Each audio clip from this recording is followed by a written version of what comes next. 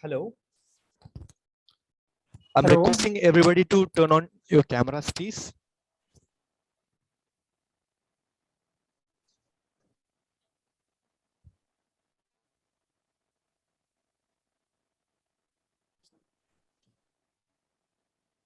Shall we start, sir?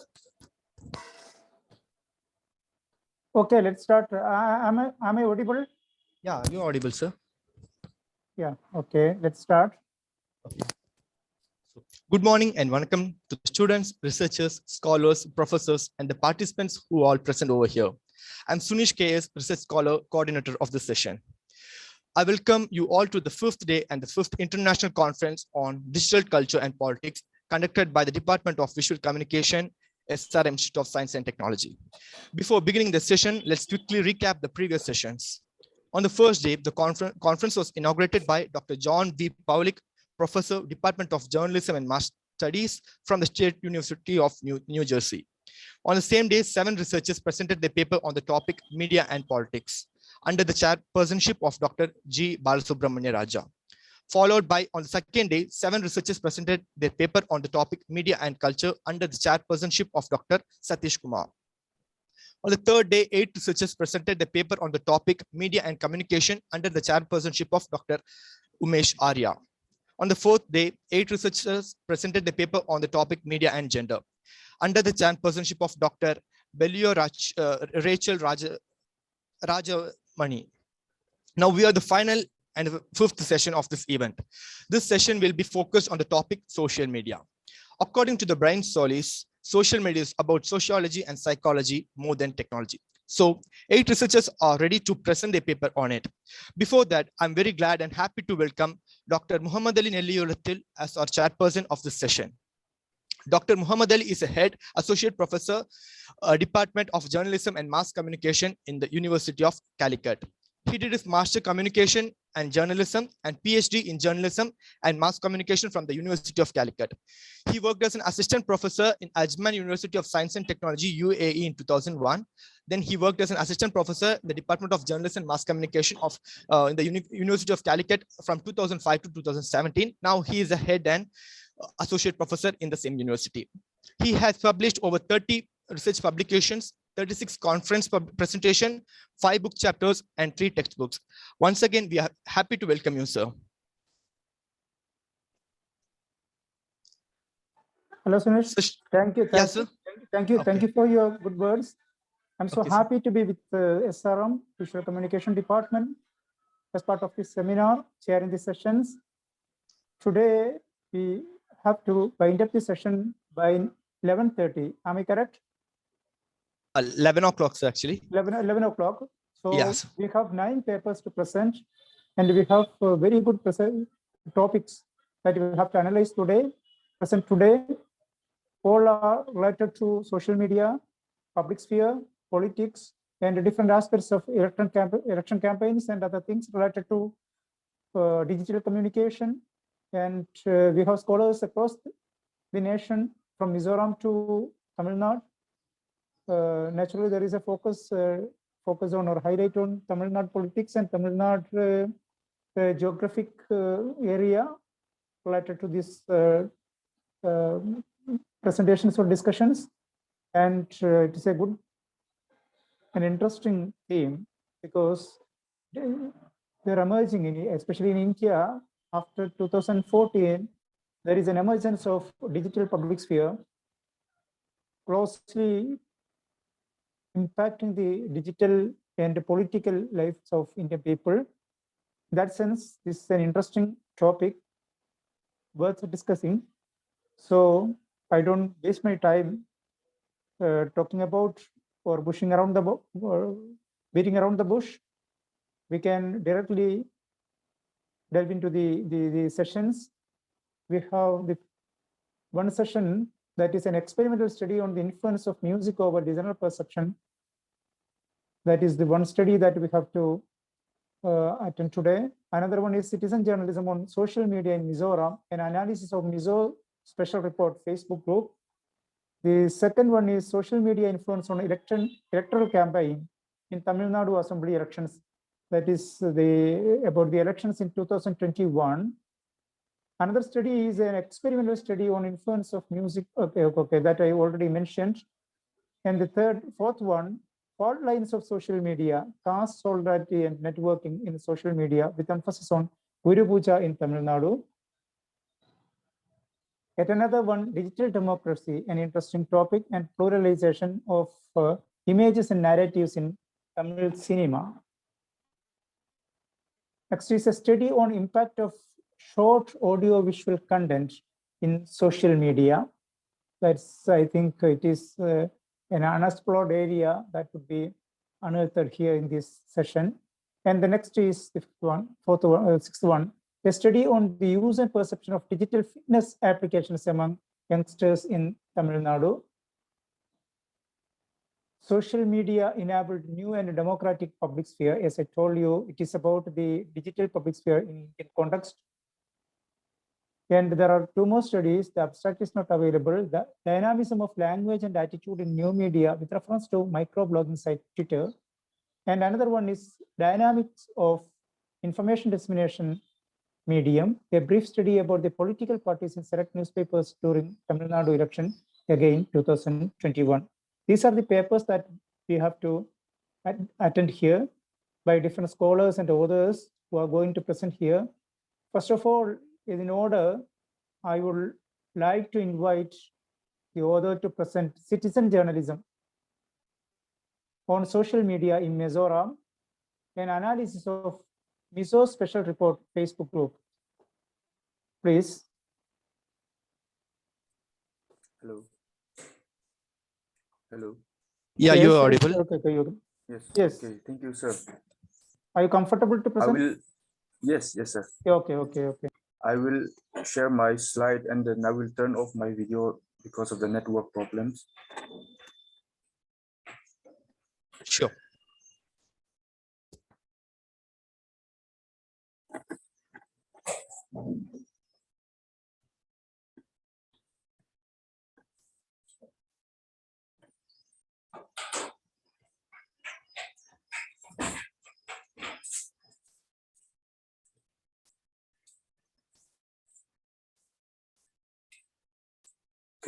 Can you see my screen? No. Okay, wait.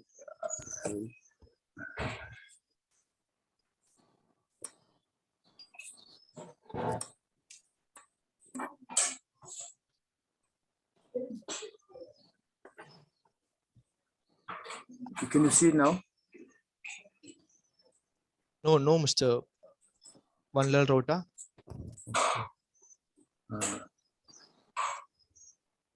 Wait, let me try again.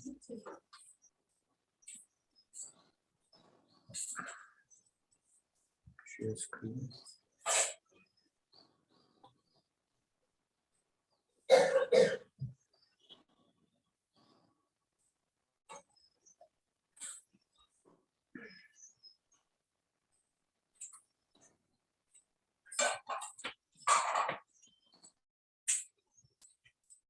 Can you see now?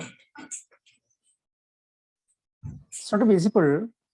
So it's not visible now. It's visible now. No. No. Okay.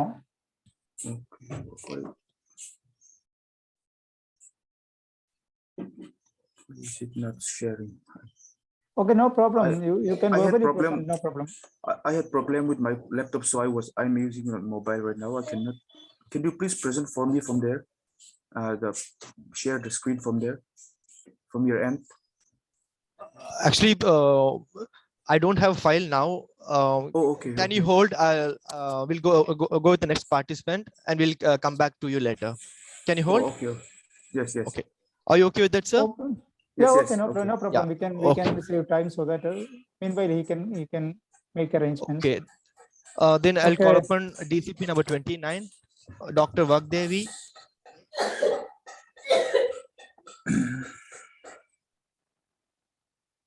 Okay, it is visible now.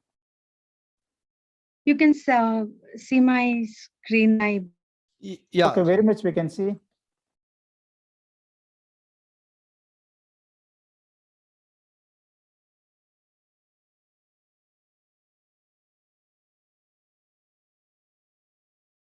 Doctor, you can continue. We can see the slides.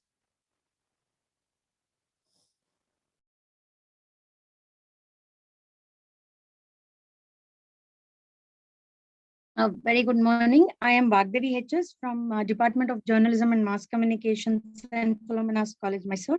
Today I will be presenting on social media influence on electoral campaign in Tamil Nadu Assembly election. When we look into social media and the usage of social media, I think we need to be thankful to this new digital media, which has brought a totally new way of interacting with voters. And this media is somewhere bridging the gap between the voter and the vote seekers. If we just go back into a history of it, it would be seen that in India, as early as 2009 itself, we saw very sparse usage of social media, but it is the 2014 election which changed the perception of a social media campaign. We have come a very long way from n number of political meetings in respective constituency, print media materials, big hoardings, graffitis, effigies, and we have walked a long way to reach here. And the use of social media in 2014 election is very well documented, and few studies I have quoted, you can see there. So this has been totally studied and understood that social media is changing the picture, especially in that of urban India, and political parties are becoming more and more tech savvy and realizing the potential in reaching their prospective voters in urban setup, but slowly it is creeping, making its way to the rural setup also. And the most one of the most astonishing fact that you can see through the Financial Express report in 2019 is that political parties have spent a whooping 600 crores on just Facebook advertising. I'm not talking about any other forms of social media. It is just Facebook advertising that they have spent around 600 crore, and it is for the first time that social media spending and social media model code has also been brought under election commission purview. Now I think this sets the tone that it is time that we take social media more seriously. When we look into social media within Tamil Nadu in itself, because after India, my papers focuses on Tamil Nadu. So when we look into Tamil Nadu in itself, the TRI report of 2021 says that Tamil Nadu alone has around 53 million internet subscriber, which is the fourth highest consumer internet in India. When you look at India, it is the fourth highest consumer. And BJP, we all know, has pioneered the national front in using social media, but nevertheless, the South Indian parties, including DMK and Area MK, has joined the race and have been spending substantial amount on social media campaigning. What is interesting is smaller parties like that of Nam Tamilar Katchi, which has lost all seats. It happened one single seat, also made their presence felt on social media, or else it was difficult to find them. But on social media, because of their digital content, especially one YouTube video which triggered a controversy, we could see that even a smaller party like that of NTK saw presence on social media. And these parties, it was not just only the social media battle that they had to fight, because apart from social media politics, there were other things like on other front, total Dravidian parties had to face the national parties like that of BJP and Congress. Apart from that, there were party splits within themselves. Then Kamala Hassan making an entry, rumors of Rajinikanth, entering the politics. So there were a lot of things that were problematic for elections this time, which also helped, I think, taking the traditional setup to that, in a right way, to put it in a right way. The propaganda shifted from streets to screens. That was the shift that this election saw. And there were umpteen number of audio, video content that was circulated. And Tamil Nadu, when you look at the spending of Tamil Nadu, it is, I think, the highest spender on political advertising in 2022. Overtaking the National Party, it has been one of the pioneers in spending excellent on online political advertising, whether it's Google transparency reports of 2021, which says that, around 46 odd crores have been spent only on Google platform. So imagine the amount that is being shelled on digital marketing. And the same report further quotes that DMK has spent close to 21 crores on more than 2,000 ads in 2021 election.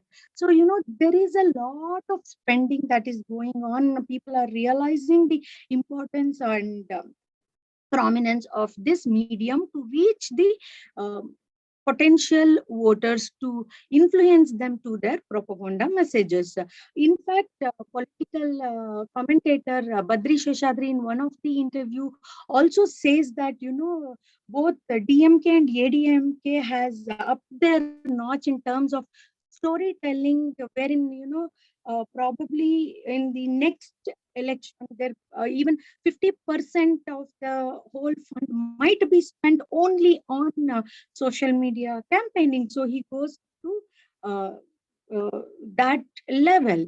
When the literature review, I am not dwelling too much with literature review. The objectives was to see influence of social media on voters' decision, and whether there is a difference in gender influence, like based on gender is the effect of social media campaigning, influence of social media campaigning. Dr. Vagdevi, could I interfere? We have to summarize everything because we have only 5 to 6 minutes for presentation. Yes, sir. Okay. Yes.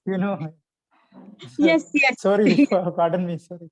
No. I will finish in another 4 minutes, sir. Okay. And the sampling, we have used this non-probability purposive sampling because we wanted to do it to see the study in urban youth as such. So we've went with the WHO specification of youth. So our age limit was specifically within 24 years, 50 to 24 years, mainly concentrating between 21 to 24 years of the respondents. The maximum respondents of the study is between 19 to 21 years, followed by 24% of people, respondents who were between 21 to 24 years. The male representation has been majority, although we tried very hard to get equal female participation because we wanted to study the gender influence based on gender, whether the influence changes, but we could only go up to near equal of 46% of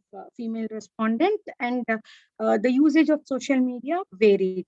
There were one thing that was very prominently seen is that on an average, everybody spent at least 3 hours a day on social media, and the COVID, we all know, has given impetus in this increase in screen time.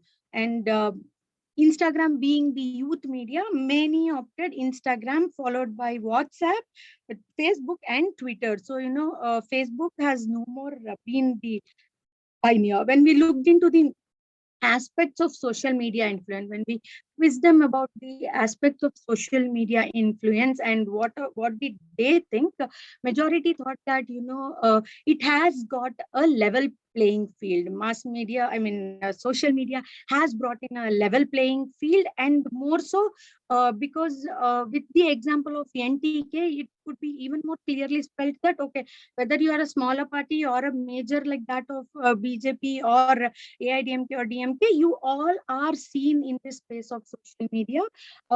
We went on to ask that whether the social media campaign influence election results. So again, people, majority did agree to it. You can see, and which do they presume has a better reach, tradition or that of social media? Most of them again agreed that social media. But one thing we need to keep in mind here is that we are talking about this urban population, urban respondent, and not that of the rural respondent. So which means that there might be difference of opinion when we talk to rural respondents. So that one thing we need to keep in mind here. And social media do have a very strong influence on that of voters. That is what everybody accepted, that it does have a what do you say, influence. When we looked into the gender, whether there is any significant relation between social media influence moderated by gender, it was seen that, in fact, whether male, female, irrespective, everybody agreed that social media does has an influence on their voting behavior. So we couldn't at least find major differences in influence of social media based on gender. To conclude everything, we can say that pandemic has definitely given more impetus to your social media campaigning, but there is also a lot of fear of hate speeches, fear mongering, misinformation. It somewhere it took us back to the argument of paradox of participation, because everybody's seeing that social media is giving them more democratic space, but it is also on a way creating a lot of chaos, a lot of misinformation that has been spread. So somewhere their whole, when we analyze the entire thing, it was more like a participation of paradox argument was coming back to us, where on the one hand there is increase in social media campaigning, where many studies, including that of Lokaniti, has shown a drastic change.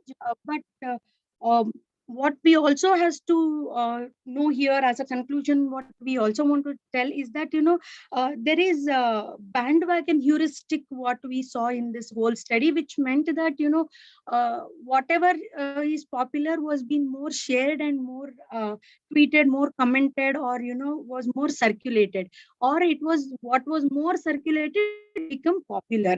That is what we started to know through these studies.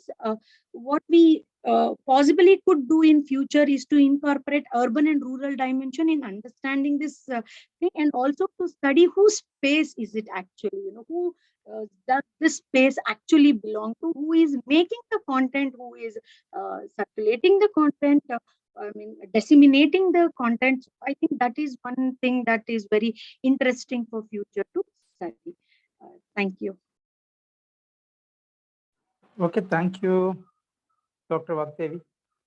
Okay, Thank nice you, sir. presentation, and it is very summarized one, well structured, with concrete conclusions, and opening for further study, especially rural-urban divide in election, digital communication, as well as identification of the nature of digital media like Instagram. And she actually advanced a very interesting point, that the circularity as well as the popularity, more circular, the more popular. Then could you explain that conundrum? Sir, what I meant was that what was more circular, like when you look into the results of DMK in itself, which won and which is ruling now, that was the most popular content. That was what circulated widely, so which means that in the social media space, what you circulate more becomes more popular than, people judging to think. So which means that the more content you throw at them, somewhere they're trying to cultivate that thought. You're trying to cultivate that thought process or that kind of propaganda for yourself. Okay. It's for students of mass communication, it's an interesting finding that in Indian context, especially when it comes to the audience of the digital media, they are still passive audience. That is why the circularity becomes more popular, because of the absence of competing content. But the situation would be changed in future when digital communication and digital literacy becomes more visible in the audience. Yes. We have a limited time. It is a very interesting thing that we are at the infant stage of digital communication. That is why it is so. But there would be a chance for changing audience perceptions Yes. as well Yes. as the impact of the message when it comes to frame stage. That is Yes. interesting. And you can continue your study on that part Yes. also. Okay. Thank. We have limited time, but we can allow one or two questions, compelling questions from the audience, please. There are around 30 persons as audience. Then we can move to the next session. Please. Audience, please. Floor is open now.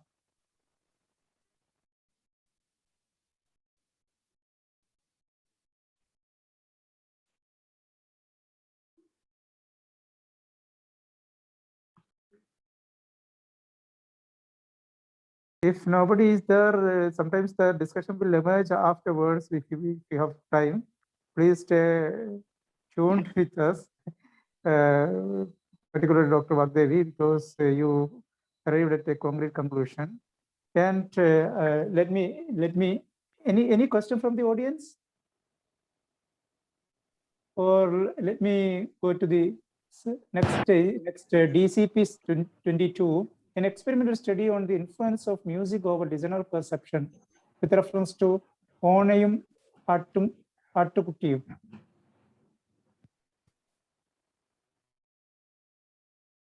Please. I think. Okay, you can start directly. Good morning. Good morning to one and all present here. Am I audible? You are audible, very much audible. Is my and please note that our time is 5 minutes for presentation and 2 or 3 minutes for discussion. So please adjust everything within time frame. Okay. Good morning to one and all present here. I'm Harry J. Morgan, assistant professor from Department of Visual Communication, Bishop Weber College. So we did the research on the following topic: experimental study on influence of music over listener perception with reference to Onai Matukutiyum. So I myself, I'm the author of this research, and there are 2 co-authors for this research, Dr. S.H. Sheikh Mohammed and Mr. H.S. Safiullah. So with that, I move to the introduction. So music has been an integral part of our Tamil culture, basically right from singing a lullaby to children to the Manamagal Varaverpu in marriage and the Upari in death. So in funeral functions. So thus music has always been an integral part of Tamil culture and community. So I'm very much interested. We are very much interested and excited in doing this research. So let's. This is the objective of our research. The basic objective. There are 2 basic objectives of our research. The first one is to examine the connection between music, memory, and emotions, and the next one is to find out whether background score from movies can communicate the situations of scenes, the situations and themes of scenes without the help of visuals. So we used triangulation methodologies used here. We did both quantitative and qualitative study, and we collected data through survey for quantitative data collection, and we used interview method for qualitative data analysis. So sampling, simple random sampling is used, and nearly 131 samples were used for survey method, and 5 participants were used for interview. So with that, we will move on to the findings in quantitative data analysis. So out of 131 respondents, nearly what we did is we formed a questionnaire and we distributed it to nearly 131 respondents, and we asked them, just listening to music brings back your memories. And out of 131 respondents, nearly 106 says that yes, listening to music brings back memories. And next we asked, does listening to BGM brings back scenes and sequences to memories from films in which they are played? And out of 131 respondents, nearly 47.3 agreed that yes, listening to BGM bring back scenes and sequence to memory from films in which they are played. And nearly 37.4% strongly agreed to this. And then we asked, just listening to BGM gives us the same emotions conveyed in the film where they are played. And nearly 55 of them out of 131 participants agreed that yes, listening to BGM gives us the same emotions conveyed in the film where they are played. And 47 of them strongly agreed it. And then we asked, does listening to pre-released songs from or soundtracks from movies gives an idea about the mood or story of the film. And for that, nearly 51 agreed that pre-released songs or soundtracks from movies thus gives an idea about the mood and the story of the film. And then we asked, does background score creates more emotional impact than visuals? And for this question, nearly 45% of them strongly agreed, and nearly 43.5% of them agreed that yes, BGM creates more emotional impact than visuals. So this was our surveyed results. And then we, for the qualitative data analysis, we used interview method to collect data, in which we used actually two musical pieces, I Killed an Angel and Firefly from the movie. We chose it from the movie Onai Maatukutim. So why we chose Onai Maatukutim is that Onai Maatukutim is not, we thought that Onai Maatukutim is not very popular among the masses. The film Onai Maatukutim is not very popular among the mainstream masses. So, and it ended up like that. Nearly all the respondents said that they were not aware of the film Onai Maatukutim. Then one of the reasons we chose to Onai Maatukutim is that the film doesn't contain any songs. So if it contains songs, when they were playing in when the songs when they have the opportunity to hear the music or the mood of the songs in somewhere in radio or in a television channel. So we chose this song, as this film doesn't have songs in it. We chose this film in particular. And another reason is that this film was composed by, the music for the film was composed by Maestro Ilayaraja, whom we find that his music is so exact in communicating the emotions. So with that, we moved to the interview. So in the interview method, we collected interview from 5 participants. We made them to listen to each track for 3 times before a set of questions were asked to them.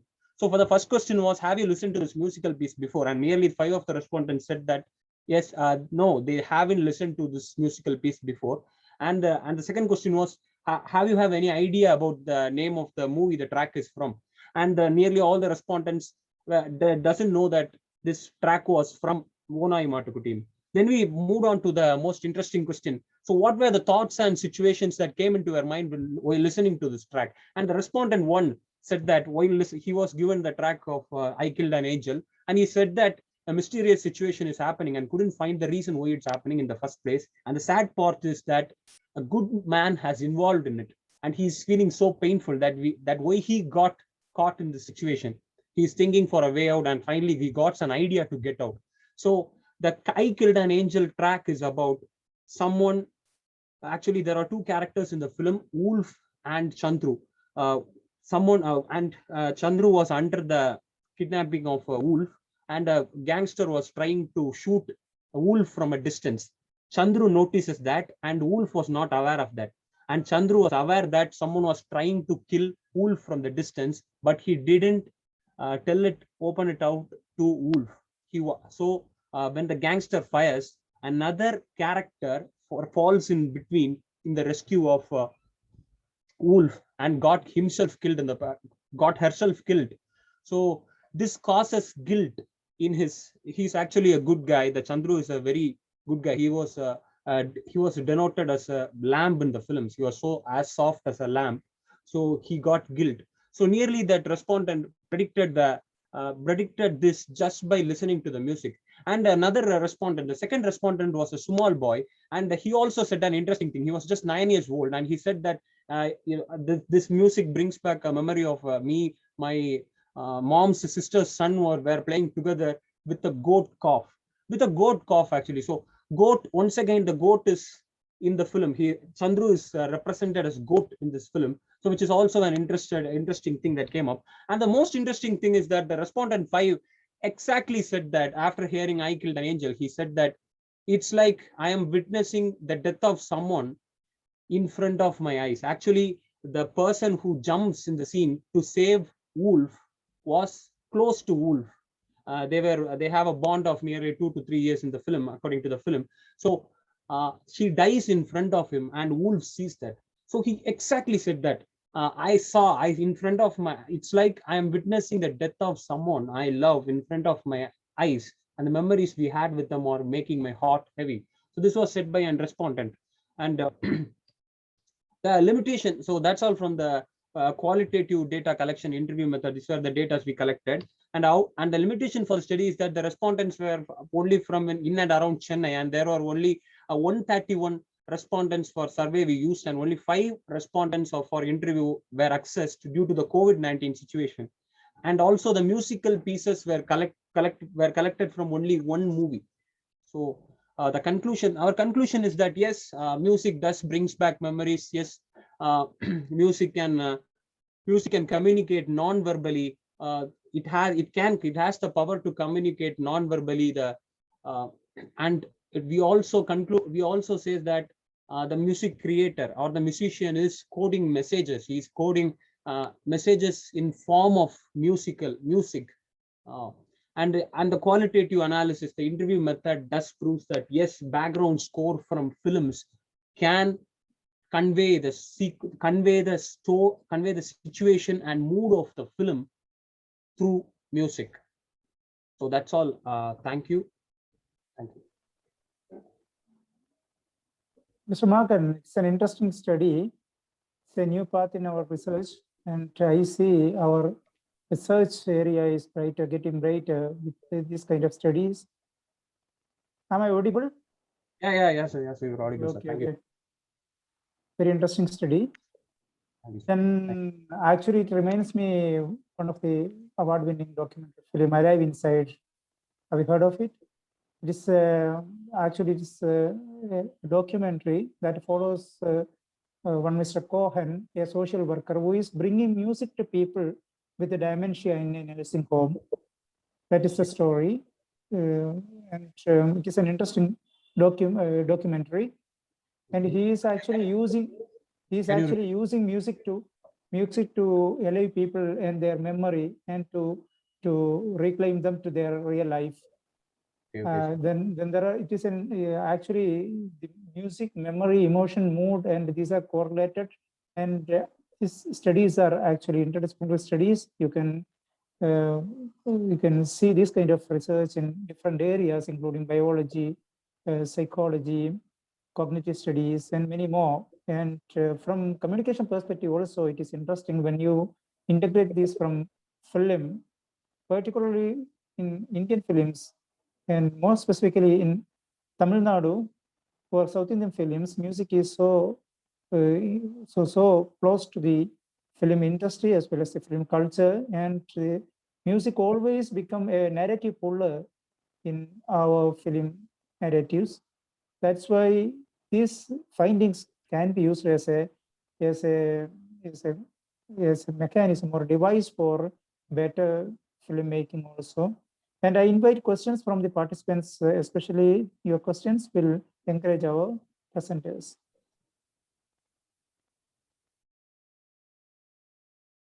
We have a limited time.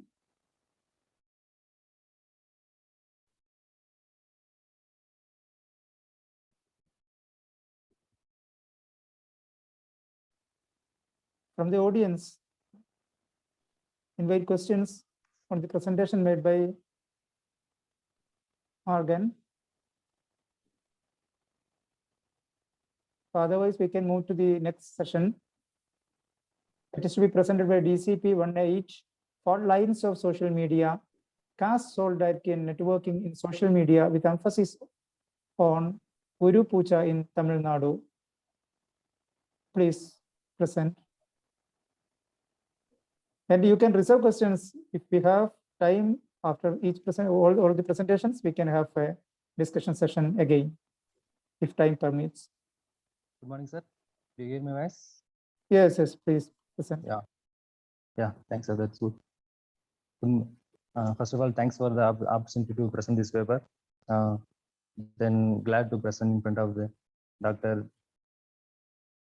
Muhammad Ali and scholars and other students. Then I'm share my PPT.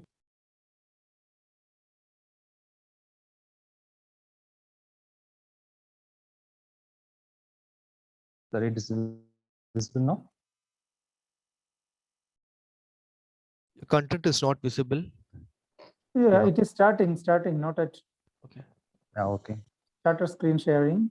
But time sometimes. Okay. Sir. Myself, I am Anand Raman, doing PhD in Mascom in Mizoram University under the guidance of V. Ratnamala, Associate Professor in Mizoram University. And my topic is how I'm going to present a paper, how the Guru Puja ceremony discourse occurred in the Facebook and Twitter.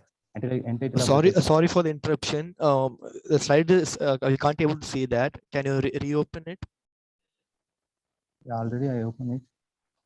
The content is not visible. And now I stop sharing and I started sharing again.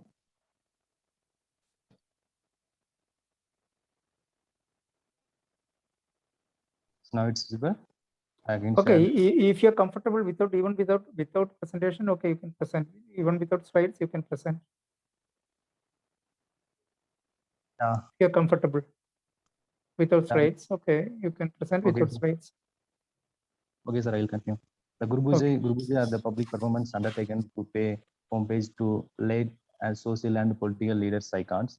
The public space and organization of large rallies, flag hoisting rituals, and associated festivals. It's offered the stage for the public and enactment of the locally dominant community strength and authority.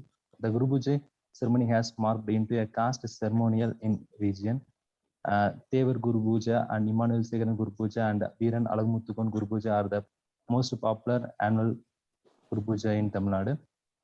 And literature review, I choose some of them. And according to Nair, his research, we will understand how social media is reached this so far like that.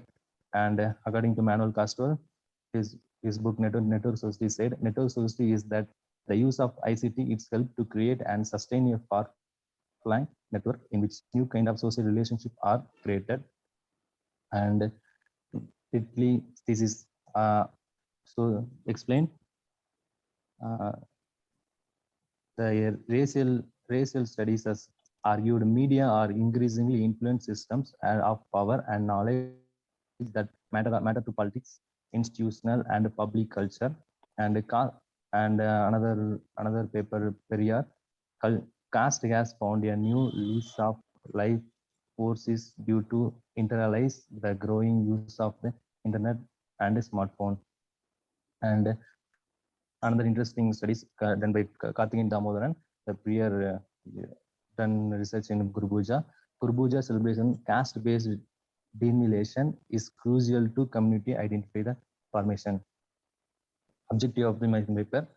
The paper examine how the Guru Puja celebration has mutated into caste dominant on social media. This paper will analyze how the social media space is being used for the caste solidarity networking during Guru Puja celebration. And research methodology, the study focused on collection of archival data as it is used existing messages rather than having any researcher interacting with the community. I'm using visual ethnography methodology. It's kind of the ethnography we doing in online. It's called virtual ethnography, cyber ethnography, like that. Ethnography is employed on the study with the participation observation focused on the online field. The data was analyzed using thematic analysis. The study employed Brown and Clark reflective thematic analysis. Result and discussion. The large study on the key-based posting on Facebook and Twitter, a total 500 posts and 500 Twitter posts were updated. 500 Facebook and 500 Twitter posts, 1000 posts were updated. A total 898 posts were caste related and accounting 72% of total. During the Tevar Guru Devendra Kulavelal and Yadav caste were specifically addressed to referend 72% of the caste related posts on Facebook and Twitter. The broad topic of the pre-event, event, post-event, hashtags, images and video, men and women, Guru Puja content, supporting political party, and over enthusiastic the emphasis of the paper. First of all, we see pre-event and event and post-event. Preceding the day, the community members are gearing up for the events and settling the mood for celebration. The Guru Puja event is a pre-planned event in social media. The communal people are await the event to celebrate the ceremony. the celebration time, the, that the day the certain people are dominant the social media. Before that day, the people are what we are going to designate and is in social media like that. They before they decided, everyone start sharing the uniform profile picture, so that the other fellow favorite cast members are used to photo as their profile picture on the event.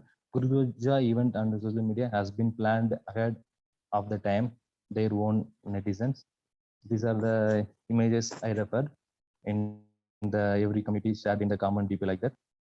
And hashtag means hashtag of caste solidarity and networking. Hashtag are the pivotal in social media. People are used a lot of hashtag in social media, so that favorite people are easily identify the significant hashtags. In Guru Puja time, during their Guru Puja time, 22 hashtags were spreaded, and similarly, Devendra Kulavela Guru Puja time, 10 hashtags are spreaded.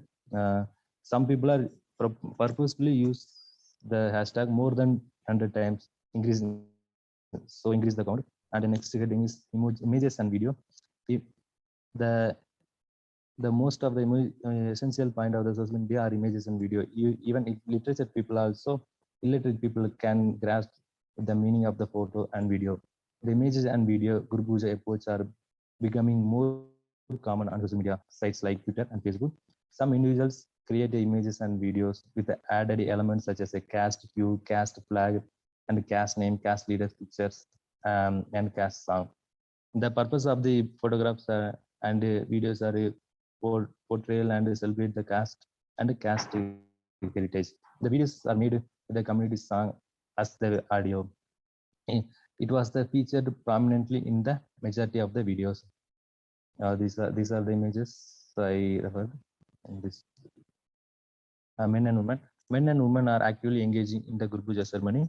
People, all gender are posting pictures themselves with their community leaders on social media.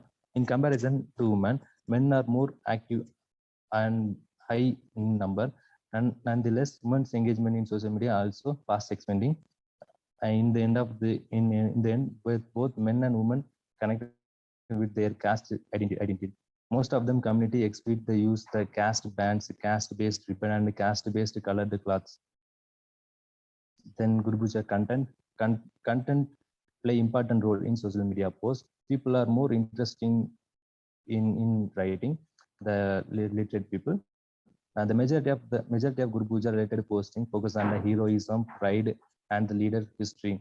These are all regarding to be self-identifying. They say that their ancestor battled bravely and are high in terms of heroism. Everyone is interested in expressing their demands on the post relating to Puja that circulated on social media. They had a caste-based symbols and caste-based hues in them. All these only seem to benefit their own community and not for the other. They are all benefited their own community only. The support political party. It is important to focus how the political rules play important role in Guru Puja. It is the customary for the political leader to pay homage to all the ancestor leaders at their funeral, but the motives behind them all different. People of that certain community that support upload the posters on social media in a favor political party. Majority of the group strongly favor one political party, even even in a community or caste belong their political party or community movement. In caste oppression, some of the communal people are interested to criticize lower caste people in social media also. It's also depict divide between the downtrodden and dominant caste in social media. Member of the Tevar community used to image Thirumavulan on the Tevar Jayanti, so that they had been degraded, use the vulgar language to express it. This is not any relevant to the Guru Puja, but they are used to criticize the images. Such instance shows that there are no denying that some composed to continue to target the oppressed people and lower people. and over ethnic celebration. Guru Puja is usually done on a large scale when there is more crowd, then there is more chaos and loud celebration. At the Guru Puja event, people engaging in absurd activities like overtaking vehicles, racing against public transport, being riding and acting in ways that scare civilians away. The videos of this celebration get shared widely and make it that viral. According to APD News, this how the incident occurred in every year. Yes, last year also we saw some of the people dancing on the public transportation, and before year some of the people come to close to the police officer. They are not obey the rules and the police officer findings. The Guru Puja are the mirror of the Tamil society. It mirrors the presence of the caste in Tamil society. Common man is celebrating his caste and wants to reiterate celebration are used to reiterate the manufactured caste pride and valor. So the data reveal the dominant caste group are using social media for the caste solidarity and networking. Although the social media is considered as a modernity, here is the indigenous caste hierarchy and the caste ideology is strengthened by the social media. A global network local in the name of the caste solidarity. The women who are oppressed in the name of the caste also working for the caste solidarity. Here, the caste agency, which controls their minds and bodies and motives them to celebrate the oppressive caste system. The physical Guru Puja celebration are amplified and validated by the virtual celebration in social media. Conclusion: social media like Facebook and Twitter, caste is ubiquitous. Caste-based posts are often shared, and people who are encouraged and want to link all their customs and functions to caste. On Facebook and Twitter, today youngsters frequently discuss caste pride just because they have been born in that caste. Today, most of the community people are being imitate the Guru Puja ceremony to their chieftain. And then our time is getting. Yeah, last point. The Guru Puja is function is tool to connecting just their peers, not for integrating everyone. Finally, Guru Puja is celebration a caste event, and no one take care action to eradicate the caste.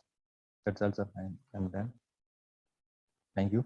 Okay, thank you very much for a study which is cultural, political, and digital, I think. Yeah, and the findings are so significant because the digital modernity, at the same time, the traditional events, they are blended, and he's talking about how they are blended and establishing the characters of both, and actually manifesting the different caste identities on digital face. And on my part, there is one question that what do you predict that if the physical events is slowly shifting to the virtual space, and what will happen to the physical event in future, as per your findings?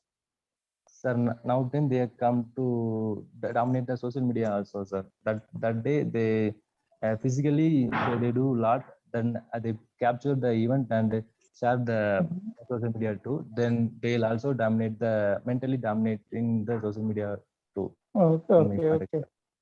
Another interesting part is that he did an ethnography at the same time, that is did using the archival data. So limited is a very interesting aspect. Again, I tell you that our communication research is seeing brighter future because people are exploring this kind of new methodologies. So they are limited to get data. However, they are doing some simple efforts in this case. So congratulations for your interesting exploration in this direction. The floor is open for some time for questions. It's an interesting study. I expect questions from the participants. If not, we can move to the other one. Please make it interactive. Participants, dear participants.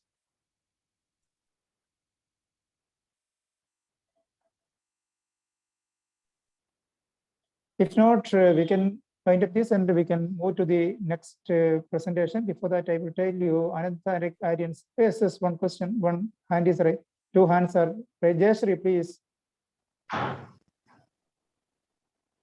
Jayashree, you can ask question.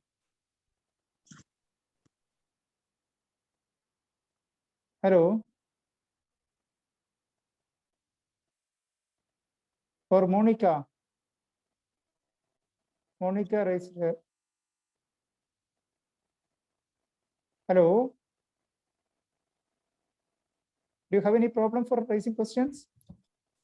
Monica and Jayashree, do you have any Yes, issues? Okay, I guess we can go ahead, sir. Okay, okay. Again, I tell you Okay. that the study of Anantha Aryan is a study having potential for longitudinal study because it is at infant stage and it may have different manifestations in time to come. Thank you. And we are moving to DCP 28. DCP 28. Thank you, sir. Digital Thank you for democracy the- and the pluralization of images and narratives in Tamil cinema. Another interesting study, and I invite the presenter. Hello, sir.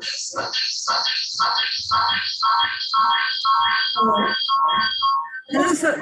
Sir, am I audible? Yeah, you're audible. Okay, sir.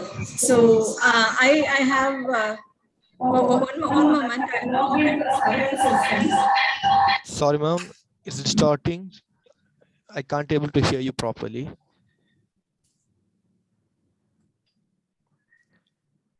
Okay, sir. Is it okay now? Yeah, it's okay now. Oh, And I'm okay, requesting you to complete it as soon as possible. Don't Yeah, no. much focus on the introduction and the review of literature part. Yes, sir.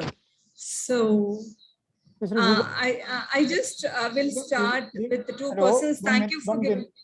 1 minute. Yes, sir. The objectives, methodology, and findings. These are the three things that we are expecting from you. Yes, sir.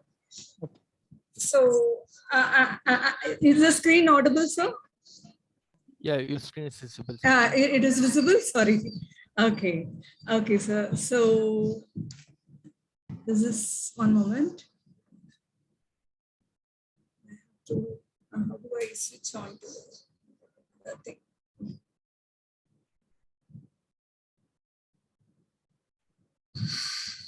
Some problem sharing the screen and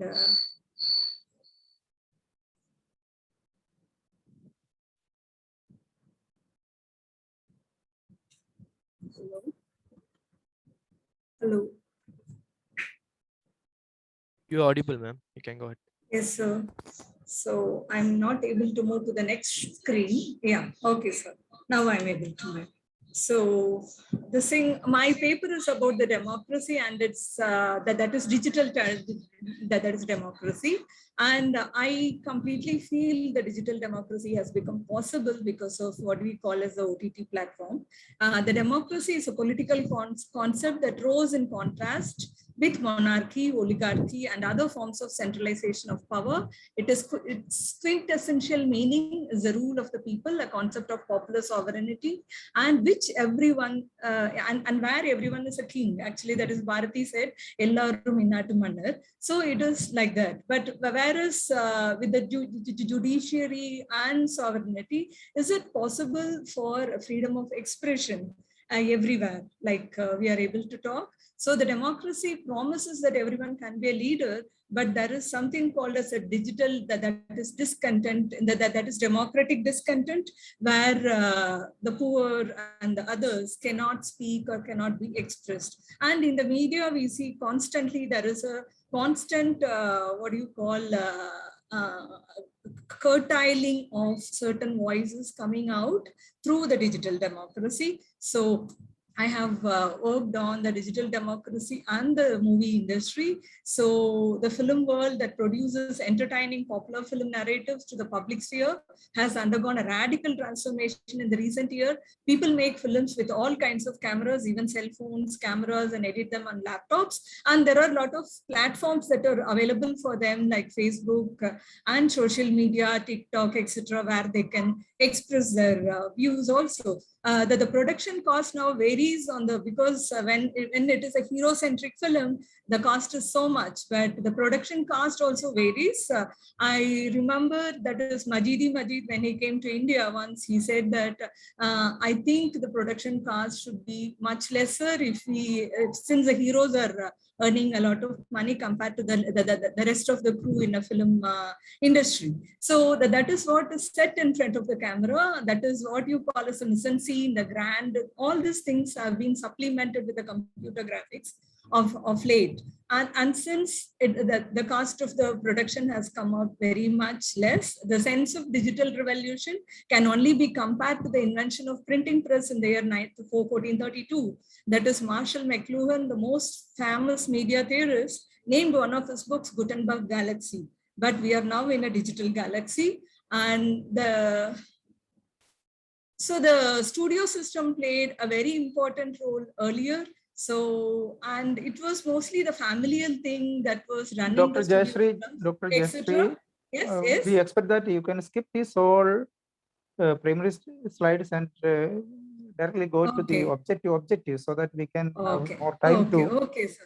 So mine is like what the hero-centric films were playing. And for example, in Malayalam, what you have this Tenmavin Kombathu, when it was made it as Muthu, you can see that is leaps in the expenses, what it has gone through. So I would like to take a few films which were released in OTT, and also in that is what you call as the multiplex theaters like Kakamuttai, Sillukarupatti and Kattumaram, which is a video by that is Varnavelishwaran. So, and these films deal with very difficult issues, especially Kattumaram, it is dealing with that is queer issues, which has come out and which is available in the Vimeo, which is not possible when there is a theater release. Now we see for every film, even Kallan recently has some problem with the theater release. So these films doesn't have much of a, they have a freedom to express themselves through the OTT platform compared to the other films.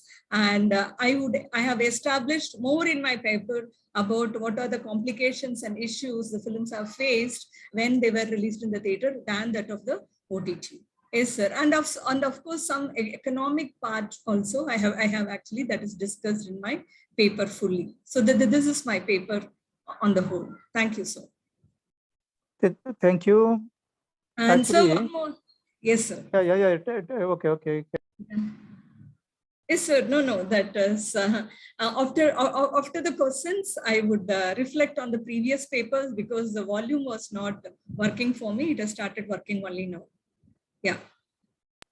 Actually, Dr. Jayashree tries to tell us that there is, with the emergence of OTT and independent screening systems on digital platforms, digital democracy becomes more real, especially when it comes to film, and specifically in the case of Tamil films, where the film is closely related to politics. It is the perfecting, very suitable arena to study the politics, digital democracy, and cinema. There is another place, better place than Tamil Nadu, because there are a lot of studies in politics, media, and culture studies, the close relationship between the politics and cinema. When it comes to digital democracy and the OTT platforms, there is more scope for digital political intervention through cinema, is what I think she advocated. If you have any questions to Dr. Jayashree, you can raise it now, please, participants, for discussion.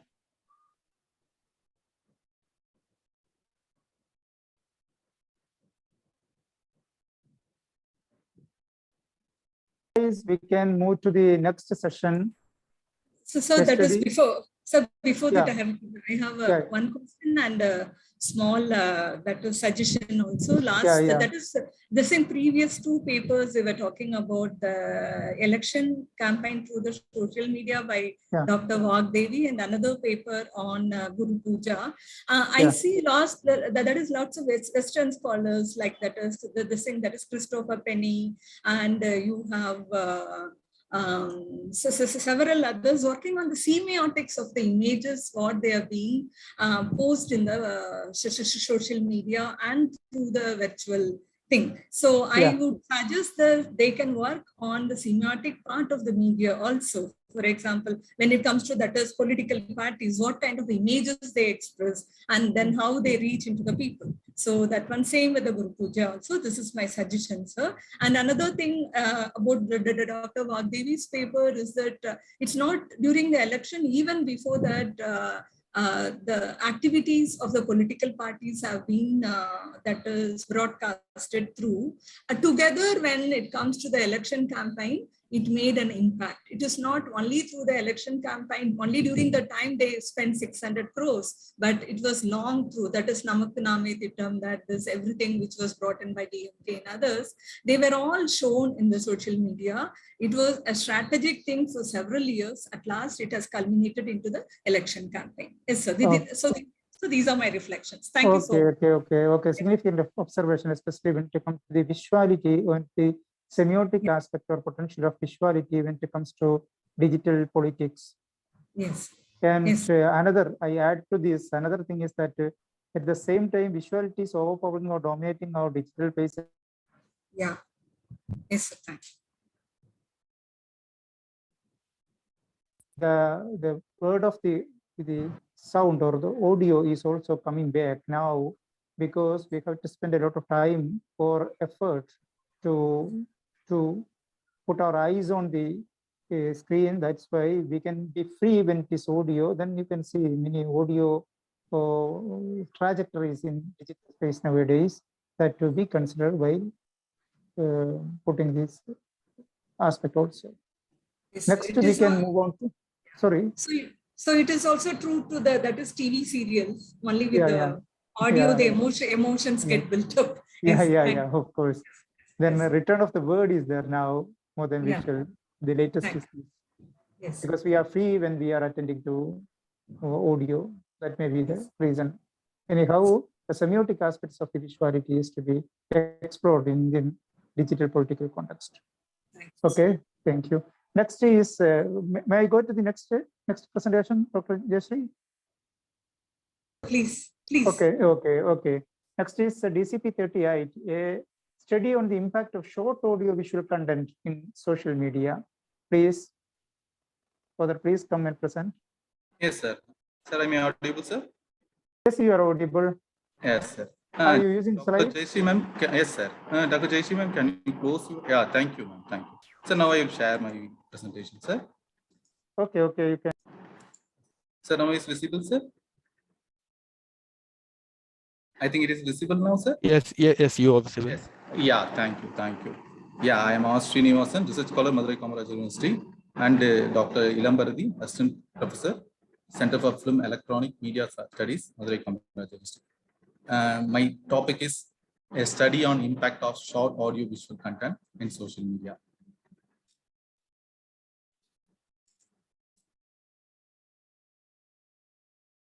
So, video content is any content format that features or includes video. Common forms of video content includes vlogs, animated GIFs, live videos, etc. Short form video content is rising trend in 2019.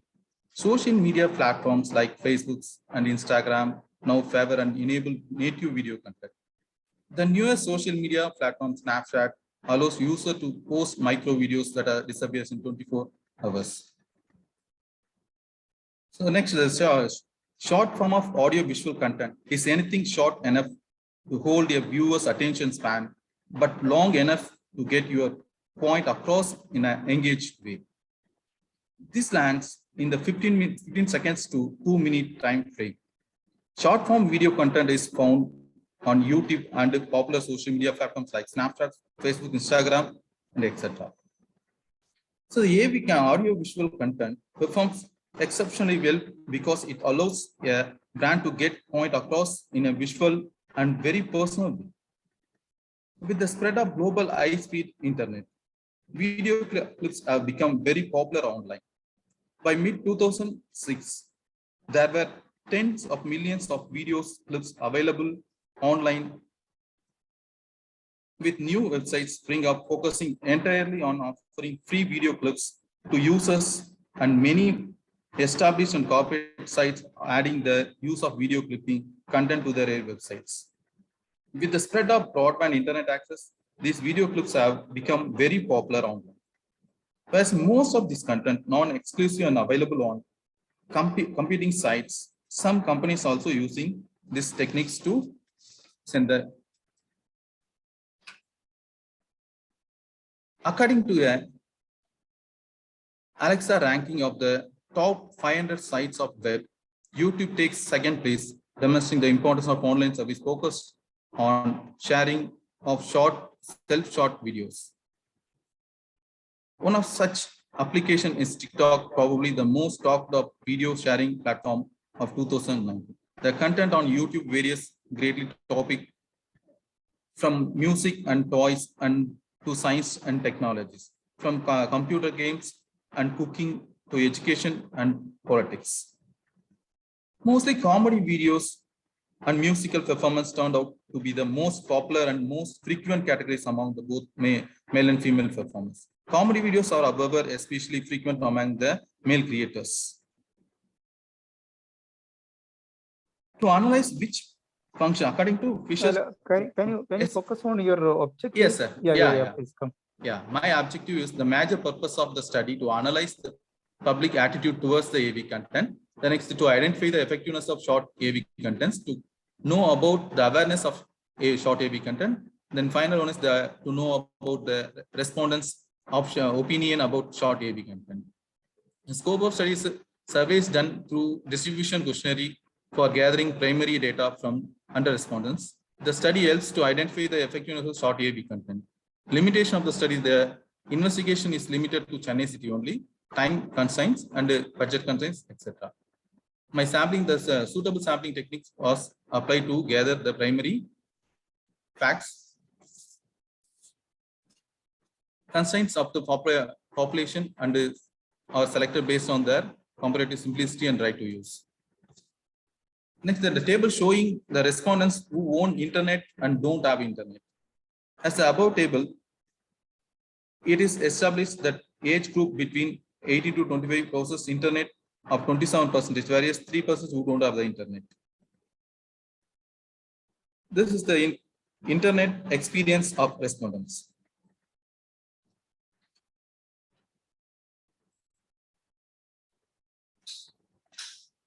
Next, satisfaction level of the short AV social media. The table shows that the satisfaction level of the respondents 27% highly satisfied in short video content, 39% and 18% the respondents partially satisfied, and 11% and 5% respondents not satisfied with their short video content. The next one is the relationship between the age group and the satisfaction level. That the significant value is larger than 0.05 significant level. Thus, null hypothesis is established. There is no association between the age group and satisfaction level of presenting short video content in social media. My conclusion: to give a proper training and the guidance to the users for using surfing the short AV contents. The next one is to make belief in the mentality of users in the direction of safety of their internet experience. The next one is to formulate their location, etc. user friendly. Users have to be simulated to view the short AV contents further. Thank you, sir. Okay, welcome.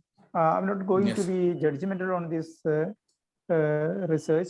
However, I would like to tell you all the students, there are many students attending the program, that when it comes to quantitative study, the strength and power of the quantitative study lies on the scientification of the statistical methods that we depend upon.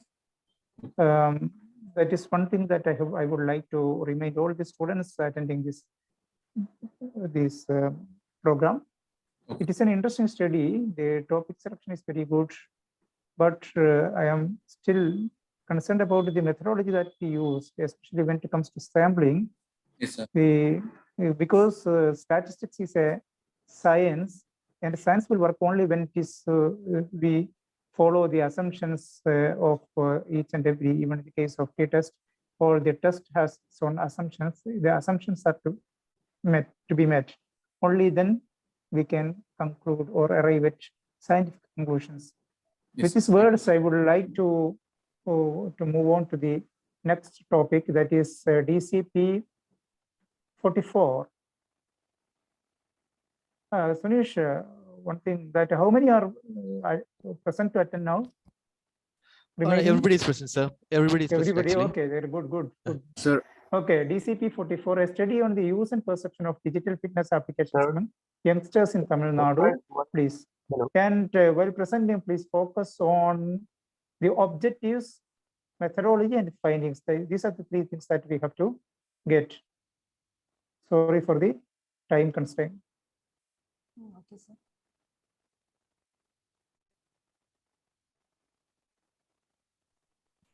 Please click on your slide screen. Once again. Screen in which your slides are. Please click on the PowerPoint. PowerPoint. Okay, she's using PowerPoint. Okay.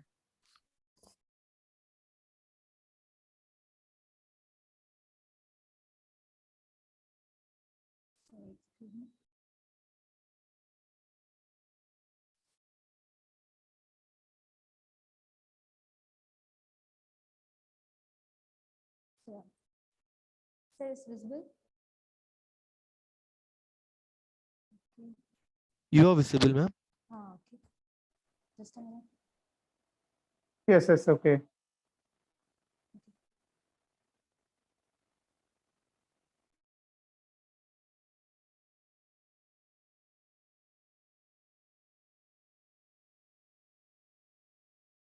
Yes, Priya, you can start. My presentation Focus topic on is a study on use and Priya. perceptions of. Priya, Yes, sir. please focus on objectives, And methodology, okay. and findings Okay, sir. after stating your Okay. topic. Okay, so that we can Discussion. meaningfully discuss on your topic. Okay, sir. Okay. Objective, there are main three objectives is to understand user perspectives about digital fitness apps, identify the effectiveness of self-motivation through digital apps in improving individual fitness, and explore the social presence of the individual in fitness apps communities. Then, going to my methodology.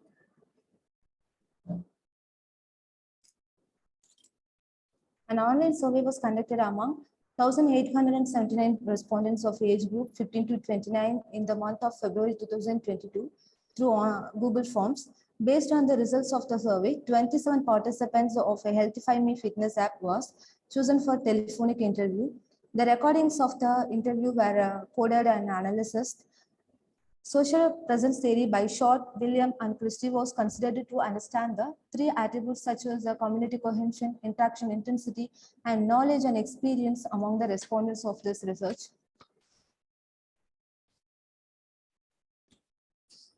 Conclusion: the main purpose of respondents to engage in digital fitness apps is found to be weight loss, calorie tracking, and who intended to do physical activity instead of going to gym. Respondents during the interview stated that they feel confident about their body image even when they start enrolling in the digital fitness apps. Community cohesion is identified in apps that have created an online community where users connect with one another to share information and personal experience of the workout or diet regime through posters. New trends that cater to monitoring self-exercise and self-responsibility towards personal health have emerged after the COVID-19 pandemic, and adaptability toward mobile fitness use is identified to be easier with respondents for the physical activities due to time and place find this apps as a great way to be healthy. There are three limitations of this study. The participants of the study faced recall bias. The recall capacity of what they dealt with in digital fitness apps during earlier days of COVID pandemic could not be referred consistently. The participants of this study were engaged in physical activity before using these digital apps was only found to this study. A future study need to be conducted among the population who are not interested in fitness apps or for their physical activities and their perception towards digital apps and the user of these apps. Thank you. Okay, thank you for saving time so Okay, that we sir. can have meaningful interactions with Priya. Okay, sir. And one thing that you have administered your online survey in 2002, February 2002, 1 month back. Yes. Yes, And sir. how many days it took to get a responses from around 2000 respondents? Is it college or school based or general based? College based, sir.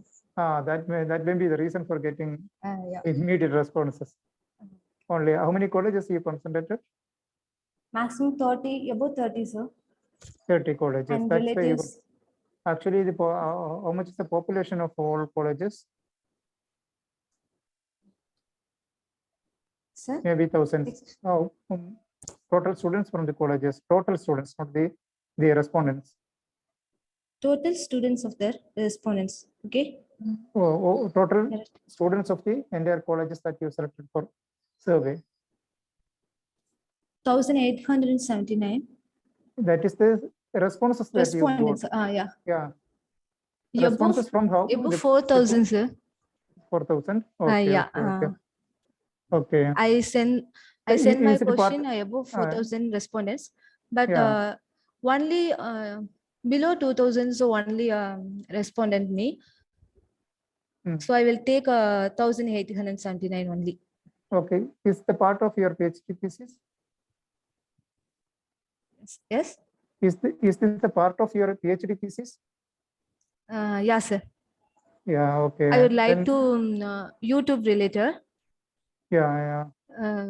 So I choose this topic. Okay.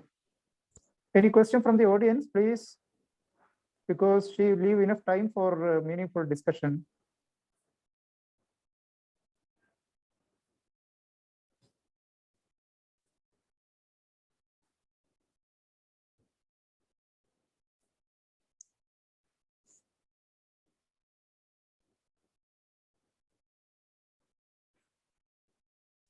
I think we can go ahead, sir. Okay. Okay, let's go to DCP 39. Yes, there is nobody to. DCP 39, social media enabled new and democratic public sphere, digital public sphere. Who is to present? Dr. Naresh Rao. Dr. Naresh, please present. Yes, sir. I'm here. I'm sharing my screen.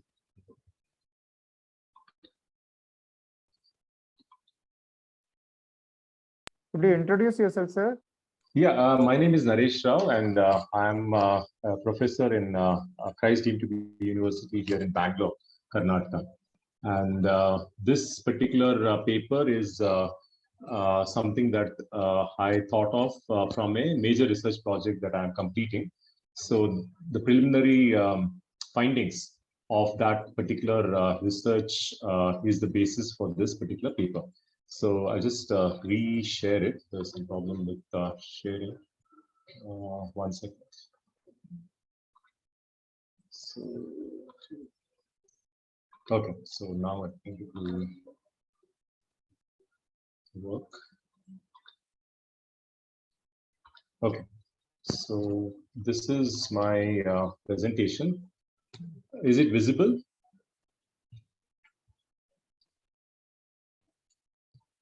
Yes, you are visible, sir. Okay. So my presentation, my paper is titled Social Media Enabled New and Democratic Public Sphere. So let me get into this. The whole backdrop of this is the fact that democracy requires the people to have a say in the working of the government, and not just during election time, but for the entire duration of that particular term. So for example, after the people vote in the election, they usually do not get a chance to give feedback to the government. And this is something that is very vital for participatory democracy like India. So there is this concept called public sphere that was proposed by Habermas way back in 1956. So public sphere is a concept that is very important in the context of democracies, especially liberal democracies. What public sphere means is that it enables everyone in the public to have a say, to participate in the public debates. And through this, there is a feeling that public opinion can be generated, and certain important issues can be highlighted. And this will enable the government, for example, to decide or prioritize what is important and what is not important. So the question that I'm asking here is, can the new social media, which is almost a decade old now, enable greater participation among the citizens in the hope that it will enable better participation and better objectives as far as democracy is concerned? So that is a question that I'm asking in this particular paper. So I want to know what big sphere is. Social media, I think, is known to everyone. So we have different platforms, and one of the platforms that comes to mind when it comes to public sphere is Twitter, because Twitter is something that enables political discussions to happen, and Twitter has been used extensively in bringing about quite a few social political movements, like, for example, the Arab Spring, that was mostly with the help of social media, and Twitter was one of the most important parts of that.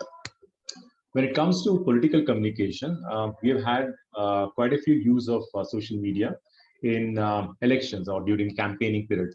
So even in India, most of us remember that it was Aam Aadmi Party which first took to social media in order to campaign for the 2013 Delhi elections. But BJP, as a political party, was very quick in order to grab the opportunity and used it successfully in both the 2014 general election and then again in 2019 general election. And then recently we had the 2022 elections, assembly elections in 5 states. And we saw that both in the state of Uttar Pradesh and Punjab, both very crucial states, social media was used significantly, especially in the first phase of the election, because the election commission had put a ban on physical rallies and gatherings, etc., because of the COVID restrictions. So social media and political communication has had a decade-long association, and this is something that is the basis for this particular paper. There are a lot of different social media that political parties use in elections, as we have seen. So from YouTube, where they put videos and promotional material, etc., to Twitter, where messages are first put out so that they get a feel of what the public feels about a particular issue, to Instagram, where photographs are shared. Politicians share their photographs, where they are meeting with people, children, women, etc. So these are all things which enable brand building for the political parties and politicians in particular. So social media and public sphere is something that has been debated for a number of years now.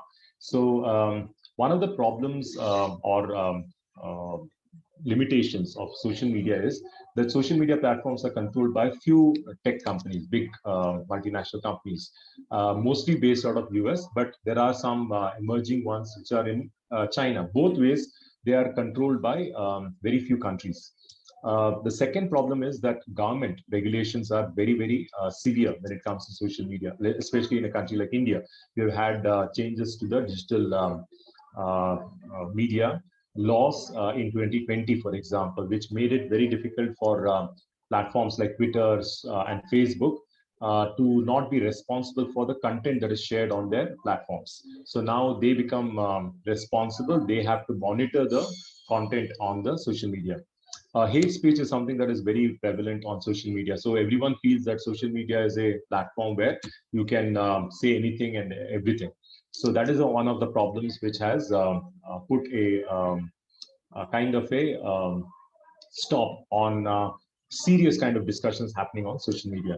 And influencers are people who have a upper hand when it comes to social media. So influencers could include even political leaders. So whether it's a chief minister of a state, or the prime minister of the country, or the leader of a particular political party, they have a better kind of a hold over the social media platforms, and their messages usually set the agenda for the discussions. So, and for example, I mean, for the most important part of the problem is not everyone is using social media, because we have statistics like, for example, Twitter is used by only around 32 million people in India. Facebook obviously is used by a lot more people, like close to 600 million or something. And Instagram is also picking up 200 million people. But with a population of 130 crores, this is a very small number of people who are on social media. So these are the limitations with which we have to understand the problem. So the conclusion that I draw from all these things is that social media does have the potential for becoming the public sphere. So public sphere is nothing but a platform that is provided for people to discuss important public issues in order to form public opinions. So social media can become a very important part of that. Technology companies assert control over social media. So they have a hold over what will be shared. For example, algorithms are constantly changed. So what algorithm does is that it puts certain messages at an advantage than other messages. Government interference with the content. So government has their own policies. Like in India, they will not allow people to be very critical of the government, for example, central government. Citizens are also not educated enough in order to utilize the social media as a weapon for their own advancement. Like, for example, how the Me Too movement or other campaigns have been fought. Then democracy can flourish if social media is freely available. So that is one of the things that we are concerned about, that social media, even though it looks like it's free, freely available means that it should also be accessible to everyone. And then privacy is also a big issue on social media. Therefore, to conclude, the present state that social media is in today does not enable the public sphere. So the public sphere is something that is still not a concept that we have seen in its real form, because of the fact that there are certain limitations to the way that social media works in the society. So that's all from me. These are the references, quite a few books and journals. Okay, So thank you, you sir. so much.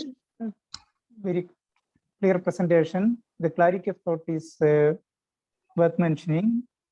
It's very interesting to how his conclusions that the social media has the potential to be the digital public sphere. At the same time, it's like that, but it is a distant dream, because of there is a lot of differences between what is imagined by Habermas and what is now we are witnessing, especially when it comes to public-private debate and free civil society is a mandate of the public sphere imagined by Habermas.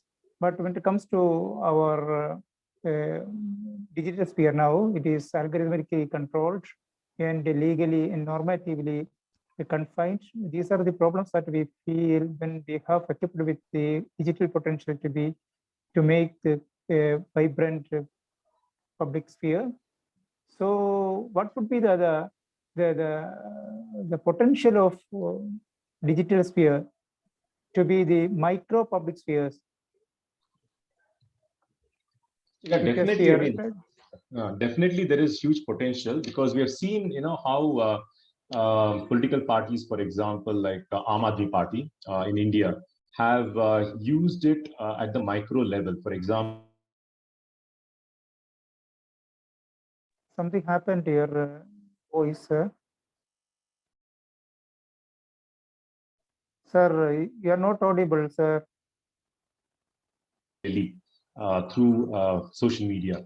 And that is something that helps them to not only influence the voters, but also to see that the voters feel that they are participating in the electoral process, because voting is not necessarily the only thing that democracy should enable. It also should enable a participation kind of a role for every citizen in this country, and social media does have that potential to do it, but it has to be used for that purpose. And political parties to social organization, like we have lots of political action committees and all that in the country, so those I think have to take the lead in enabling that. Okay, so I think the conclusion maybe there may be networked microspheres in blended mode, both the real public sphere as well as the digital public sphere. Both will be blended to tackle these issues of corporate control as well as the normative and regulatory restrictions. Okay, it's an interesting study. Let's, sir, can I move to another next presentation, sir? Naresh, sir, I'm moving to the next presentation. Okay, thank you for your valuable presence in this conference and enlightening presentation. Next is DCP 49, the dynamism of language and attitude in new media with reference to microblogging site Twitter, by Professor NANDAKUMAR.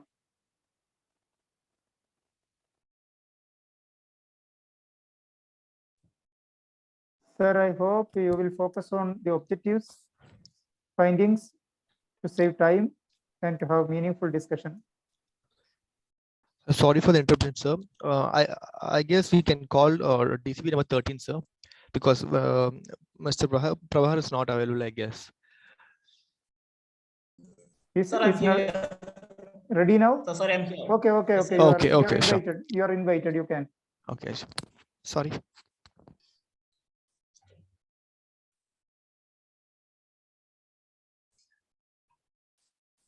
So good morning, everyone. Thanks for giving this opportunity. This is full-time research scholar, Department of Communication, Manonmaniam University, under the guideline of Professor Dr. Department of Communication, Manonmaniam University. The dynamism of new media with reference to microblogging site Twitter. This is my portal. Actually, not audible. Some noise. Dynamism of language, new media with reference to. Sir, one second. Microblogging site Twitter. Sir, one second, sir. Please focus on objectives, methodology, and findings so that we can save time and time can be utilized for interaction. Okay, sir. Am I audible? Yes, you are audible. Okay, thank you. The dynamics of language in new media with reference to microblogging site Twitter. This is my purpose. Technology is continuing to complement the communication process through its innovating, soothing, contextual human needs. This advancement in the communication process has subtle influence on the process of meaning making. The process of meaning making is directly affected by contextual and situational factors, further increased by the proportion of the communication media and technology. Alongside every medium, a lingo that matches the milieu of the medium. In common terms, we talk about the language of newspaper or a print illustrate, literature, the language of the radio, the language of the television, in the same box as emerged the language of the new media. The language of the new media is connotative, conditioned by context and stakeholders of the communication process. One of the prominent new media applications is Twitter, a microblogging site, which is text-oriented. It is to be noted that Twitter is subscribed by many in terms of its popularity and status appeal. The active participation in Twitter is limited phenomenon, which is to be understood by the dynamism of language. My area of research is to understand the dynamism of language in communication with a special reference to the usage of language in the microblogging site Twitter. I am planning to employ content analysis in this first place to understand the word use and presentation of them and its ideation. Secondly, the research would employ critical discourses analysis, which would tend to measure the motive of the text. Presented in the screen, short of the tweet exchange of actress Gayatri Raghuram, who challenges the BCK chief Dr. Tol Tirunelveli. The exchanges were pretty hurting sentiment of the people. The language employed is to be noted. Next one. Film producer Ram Gopal Verma tweets a picture of actor Rajinikanth with the text describing the skin color, physical structure, and limited movements. The language may be termed racial, arrogant, and cruel. Next one. H. Raja commanding about press people with a harsh and cruel languages. Next, my observation is the true objective of communication is building people and communities. Communication with hidden motive can hurt the social fabric of the country. Language reflects our own attitudes through power, application of convergence or divergence, attraction and interest, and responsibility. It is an authentic self-expression platform. Finally, healthy conversation is a shared responsibility. Thank you. Okay, any question from the audience? Because we are running out of time, that's why we have to wind up soon to start the next session. Otherwise, we will be moving to DCP 1.3, Citizen Journalism on Social Media in Mizoram. So, is the presenter is ready? Yes, sir, I'm ready. Okay, please. Can the last presenter stop sharing his screen, please?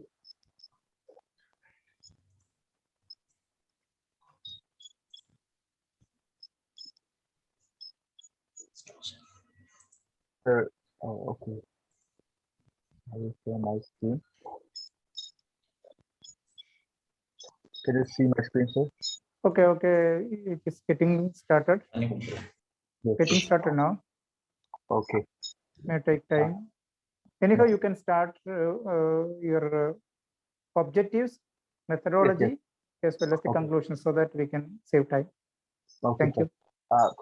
Hello. My topic is citizen journalism on social media in Mizoram, an analysis of a Mizo special report, which is one of the Facebook groups in Mizoram.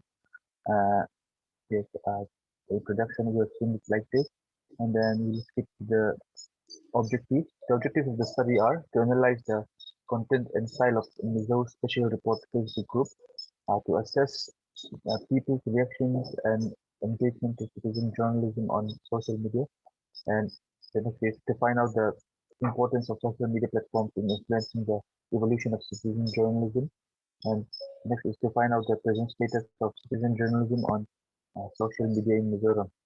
The methodology used is it is a qualitative study and employs a content analysis method. So descriptive analysis of the content in style of Mizo special report Facebook page is done, and then personal observation is also employed to get necessary information. And for the data analysis, the first one is the guidelines of the group. The about section contains the guidelines for this Facebook group. So it is mentioned that the group was formed with the goal of informing the people with crucial events that happen every day. So news can be hard or soft, and even contents can help others live better lives, such as health suggestions, personal development, or educational content. So it is written that the group members should upload as much news-related contents as possible. Next is the content of the group. The members of the group, the contents mostly consist of hard news, politics-based opinion articles, political analysis or criticism, religious motivations, opinion articles on different kinds of topics, and contents from the field of medicine and science are also posted. So news of different kinds like local, national, international news and entertainment news are posted in the group. Next is content creators. A source of content.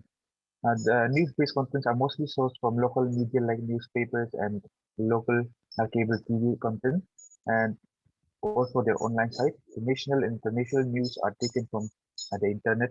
This is mostly from the websites of large media houses in the country. And next is content creators. Since there is no proper guidelines on whom the writers or the content creators should be, so it is open to everyone in the group, and they are all able to post their content, but the submitted contents are pre-examined by the administrators of the group. So most of the content creators are normal people who have no further education in journalism or use journalism as their career. So this implies that it is a citizen journalism platform. Next is the when the content and the creators are analyzed, only very few of the writers or contributors are female. So this can indicate that women are not participating much in citizen journalism as compared to men in Mizoram. Next is the audience reactions and reach.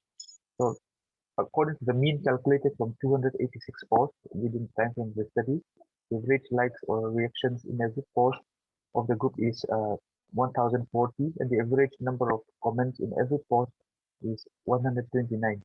So as per the number of group members given in the group information, the group members are like 3,53,740 right now. So if we consider that with the Mizoram population, according to census 2011, that the group members are equivalent to 32% of Mizoram population. So most of the group members are Mizo. So this means that this Facebook group has a significant reach for a small state like Mizoram. And next is COVID-19 related content. Since the outbreak of the COVID-19, the group is remarkably used to circulate COVID-19 related news, awareness, and education. Next is religious influence. Since the majority of the Mizos are Christian, the group is also very much influenced by religion, mostly Christianity. So daily religious motivation, sermons, articles, and news, religious news are included among the group's contents. So Bible verses and Christianity-related contents from YouTube are also often shared in a group. So that is about the data analysis. Next is conclusion. The group has an ethical and proper guideline, and the posts are also filtered by the administrators of the group. So this makes the group free from unethical and offensive content. So even though political criticism and strong personal opinions are seen, the group is very well maintained. The content of this group is very diverse and informative and plays a great role in educating the people of Mizoram. And the writers and content creators can also be mostly called as good citizen journalists, because since most of them are normal people who are not using journalism as their profession. So it is found that women participation is very much needed in the field of citizen journalism from this study. The audiences or the ones who are participating in the discussions are one of the most crucial driving forces of this kind of platform. The discussion and the reactions of such a huge number of crowd will have many impacts within the state of Mizoram in many ways. So this group is playing a very important role in fighting against COVID-19 with all the COVID-19 related education, awareness, and news it provides for the audiences. So this study shows the present condition of citizen journalism in Mizoram and the important role it plays for the society, where there is also a need for improvement in different ways. That is Okay. all. Thank you very much. Now we are moving to DCP 50 because we are running out of time. Dynamics of information dissemination medium, a brief study about political parties in select newspapers during Tamil Nadu Assembly 2021 election. Who is to present? SARAVANAKUMAR.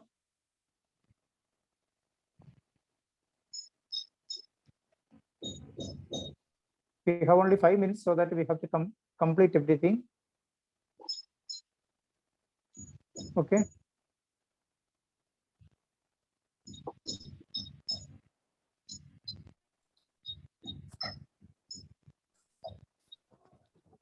Sunish? Yeah, he's not please. available, guys, sir. I think we can wind up the session. But we can wind anyone to present, or we can wind up the session and yes. we can. Yes, directly go to valedictory session, I think. yeah. Okay, then I think nobody is to present here. Then we are officially winding up the session. And on behalf of the audience, the organizers, I propose a heartfelt vote of thanks to each and every person who participated and presented. Thank you. Sorry, it is only for a short of time, and we are going to start the valedictory session. Thank you very much. Thank you, sir. Thank you for your valuable thoughts and comments. It's really enlightened us. Hope everybody felt in the same way. And I'd like to thank all participants for making this session great. So we are at the end of the session now. I request Amjad to take over the validity session. Thank you. Thank you, Sinesh. Thank you. Now we have reached the end of our sessions in which our participants presented their papers and got their feedback on their work from esteemed and most importantly, experienced professors in the field. Concluding the same, we start now with the valedictory session, which will host another group of delegates and more of professionals in the field of communication who humbly took the time to be the witnesses for the success of this conference. Before we introduce each of our respected guests, I invite Dr. TK Saravanan from the Department of Visual Communication, SRM IST, to give the welcome address. Over to you, Dr. Saravanan.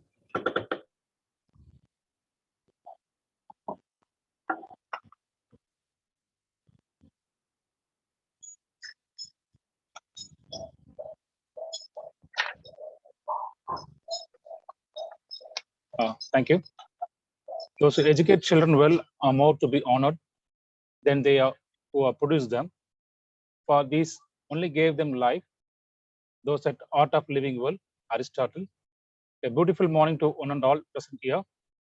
As a quote, as I have mentioned above, cannot be truer if I had not included our beloved guest for the day.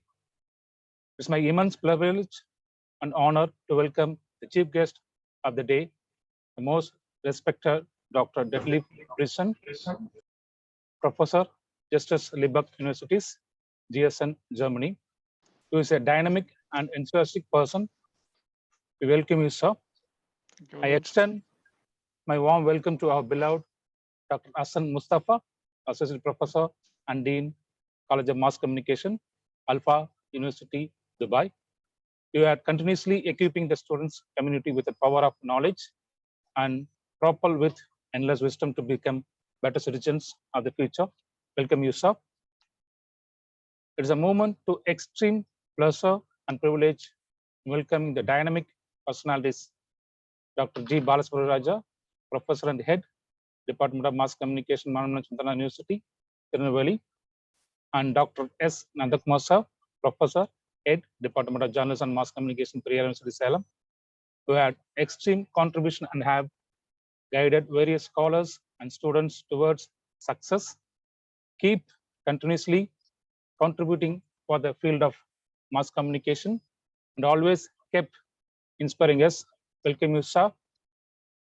I welcome all the faculty members and colleagues from my department and from various other departments of SRM Institute of Science and Technology, and faculties from various colleges, and the paper presenters, scholars, all non-teaching staff and technical staff members, dear students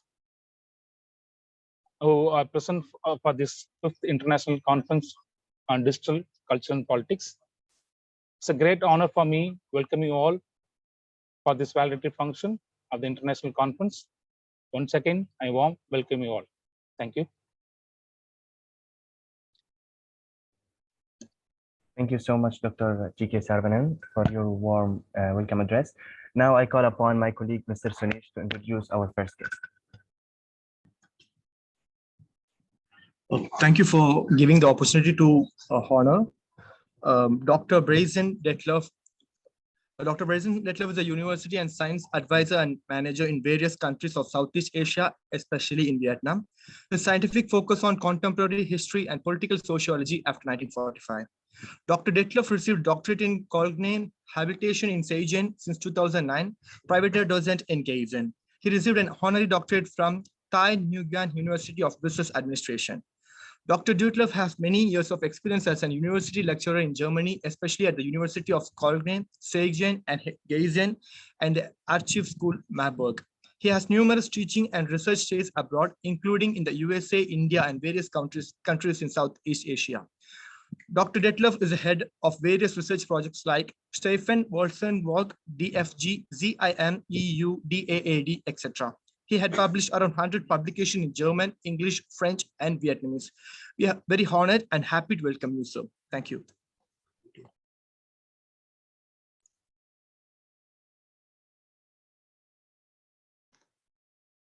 Okay, now my question is, shall I say something or will we display the movie? You can carry on, sir. So I can carry on.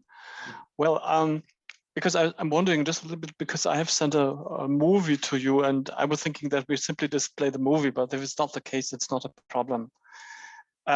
Well, I simply can say that I'm very honored to attend this conference. And so my dear colleagues, my friends, my dear participants in the workshop, it's a great honor and pleasure for me to present here the vote of acknowledgement for this wonderful workshop. Of course, the thanks go to all of those who made it possible or who enriched the conference in the most diverse way with their contributions, statements, and so on. The various aspects of the connection between media and our societies today were addressed in a very diverse and very successful way. And since I'm a social scientist, I would like to take the opportunity to address the vote of thanks, to say a few more sentences on the subject from this perspective. You have already mentioned that I'm working in Vietnam. Vietnam is my second home at the moment, and recently we have published a report on the digital society in Vietnam. So we have it flip side. So one side is in Vietnamese, Vietnam Mat Sa Hoi Sơ. This is in Vietnamese, and on the other side we have Vietnam as a digital society. We have collected some very well-esteemed researchers to write on that topic, and the topic is, I think, excellently elaborated by our report. Of course, it's my report, and I'm in that sense, I only can say humbly that I like my report very much. In that report, we are focusing on the idea that what is going to happen with the digitalization will be that we will see the emergence of a new society. We are waiting for the new society to come for a very long time already. The debate on the new society, so what will come after the industrialized society, already started in the 1940s during the Second World War with the first publications by Peter Drucker. And since then, we have a debate on which way the industrialized society will go in the future. And I think now there is no question that we have something. And so in short, industrial societies have digitalized so comprehensively that digital or information societies are also ensured to be a new underpinning of human life, as Klaus Schwab has put it, the very famous German sociologist and economist. What I have seen here in your conference are some aspects which we are discussing all over the world. So what we see also is here is the transformation of productive forces, of course, in media and in some other areas. We also see that the role of the net is increasing, not only for entertainment or leisure, but also in very diverse political aspects.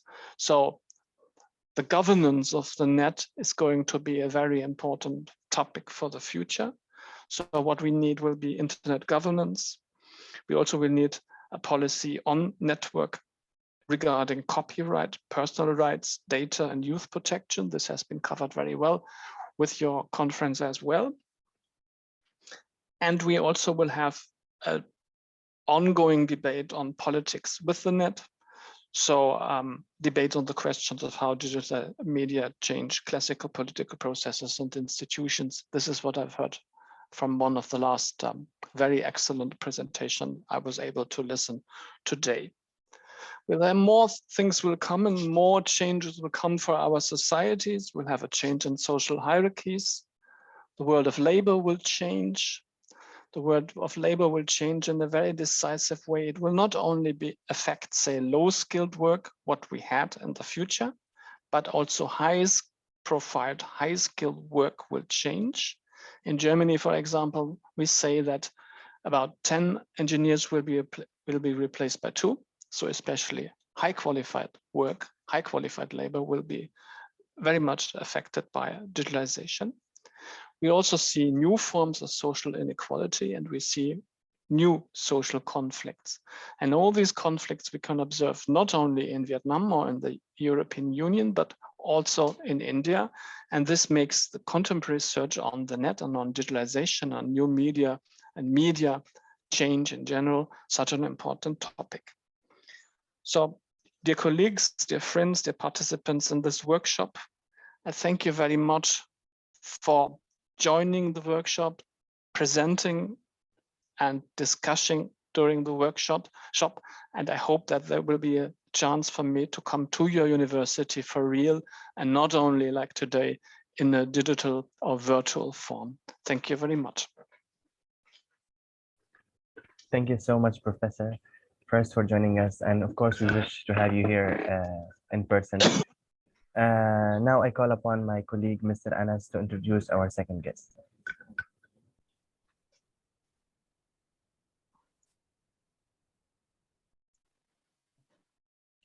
Very good morning. It gives us immense pleasure to welcome our next guest. He is a renowned lecturer in the digital media and radio field, Dr. Hassan Mustafa from Alfalah University, Dubai, United Arab Emirates. We are honored to have you here today with us, sir. Dr. Hassan Mustafa is presently Associate Professor and Dean of College of Mass Communication at Alfalah University in Dubai. Dr. Hassan completed his master's degree in digital new media communication from Abdurrahman Islamic University and his PhD in digital new media and informatics from Sudan. He has been teaching at Alfalah University since 2017 and specializing in digital media. He has combined academic and professional work experience in the field of media and communication through his work at the Sudan Radio and Television Corporation for many years, in addition to teaching in many Sudanese universities. He also worked at many universities in UAE and held senior academic positions. He published many books in the field besides referred research studies and participation in conferences related to the digital field. Dr. Hassan presented many technical radio and television shows. He also designed the first digital news program in Sudan and participated in digitalization of radio.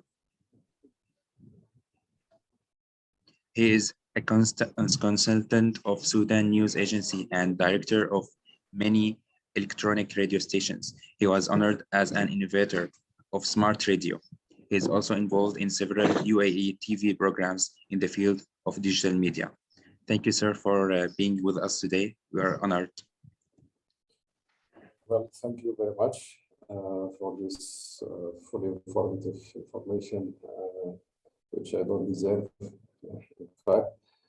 And in the beginning, I would like to express my deep appreciation for participate in this important and realistic matter, although it is dealing with a virtual environment. If you allow me to share a small presentation about my paper. I don't know if it is all out. Let me check here.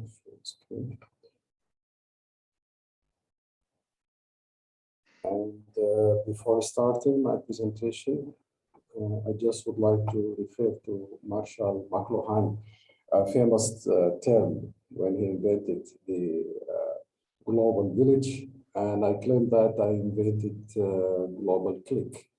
And when they talk about the HD as a definition of high definition, I said it's head down definition, in order to explain how much we use the mobile phone and the smart phones and all the things. In regards of the digital identity, I think this is very important issue because it's not something new. We already have all the kind of digital identity, starting from our account on the social media, on the email addresses, our social accounts and numbers. All these are could be considered as digital identity. The new media has created several communicative spaces that are like virtual places as we are right now. And we talk through dialogue and chat rooms in many platforms and many forms without any consideration of the timing or the space. And that means we may have like self-satisfaction in regards of the cultural or ethnic or religious charter and linguistics as well. And corona pandemic, as we know, was a turnover, let me say, event, global event, to use all this kind of virtual platform and environment. And when we talk about the some advantage of these virtual places, that we break all the barriers and boundaries of the space and the timing. And that's what we call it, the virtual society. Now we live in the social, in the virtual society. So our inability to own the virtual as spaces, so the internet was described as virtual space as well, with the most liberating place.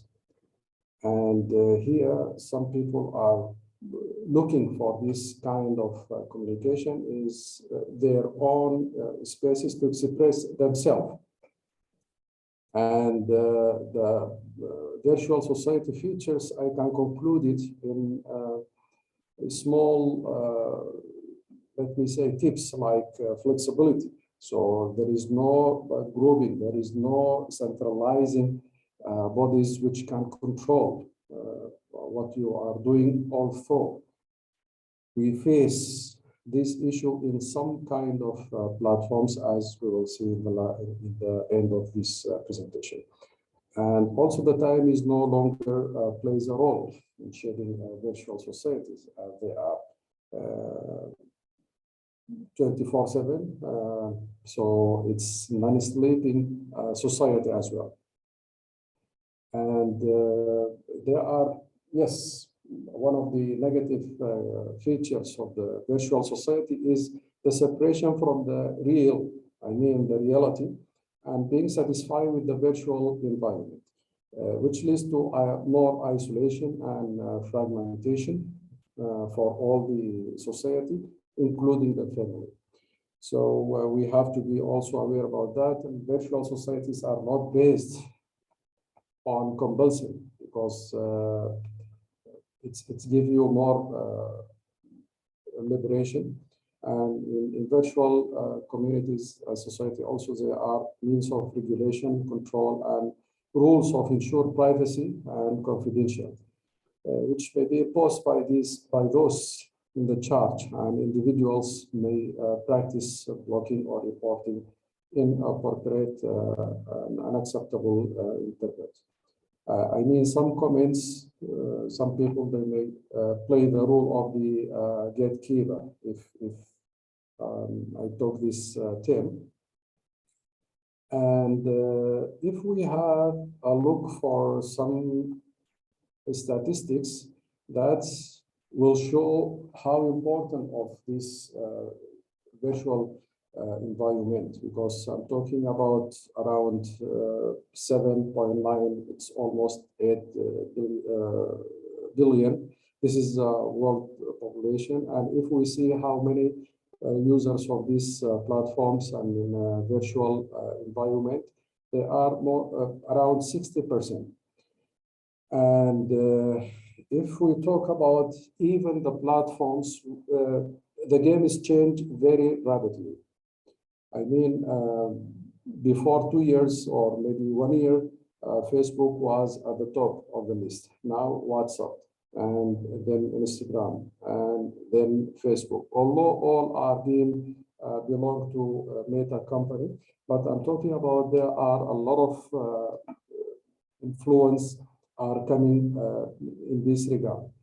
And we can see that also in a minute, what's happened in 2021. There is a lot of transactions in terms of using the social platforms. So this is also shown and explain how danger, if I say between two practice, because that means all our time now is being shifted into the virtual environment. And also, if we talk about, this is the features of the virtual society, which has already I talked about it. Here is the dangerous issue, cultural overlap. Because if you have the power and if you have the means, if you have the tools, then you are going to affect the others' culture and identity. So sometimes we may lose our identity because we don't have the creative ways to explain and to show ourselves and express our culture in a right way so that the others may accept it. So we have to be aware about that as well. If we go to what I'm saying, that it is a must, I mean, the virtual society and the virtual communication. It's a social determinism and technological determinism as well, because now technology are not waiting anymore. So if you are not on Google, that means you doesn't exist. You don't exist. And so it's social determinism because now it's very, very simple and very easy to use this kind of technologies without any complicated technical knowledge about how to use this kind of platforms. It's just a matter of registration, and it's free, and then you go.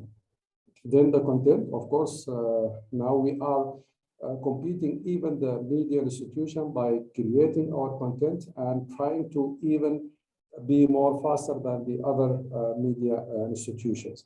And also there are a lot of things in this regards, but due to the time limit, so I just talk about the other issue, which is related to the to the political.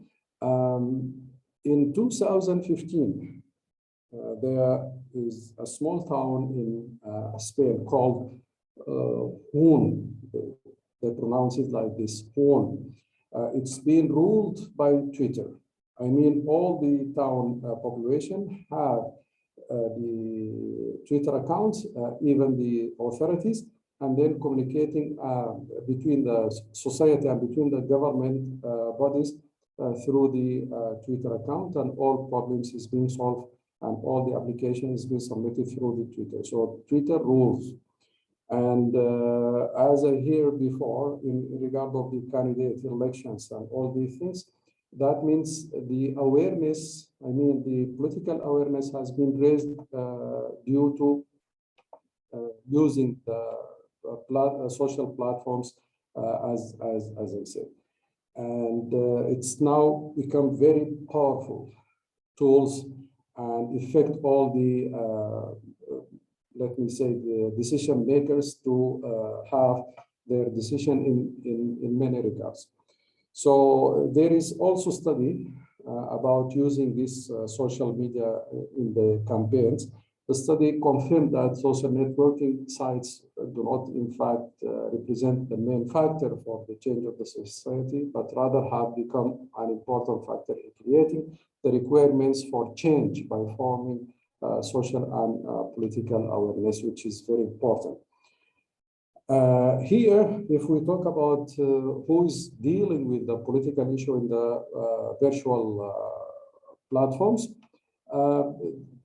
in my opinion, there are three categories. The first category is limited knowledge. It is represented by the popular classes with a limited level of knowledge.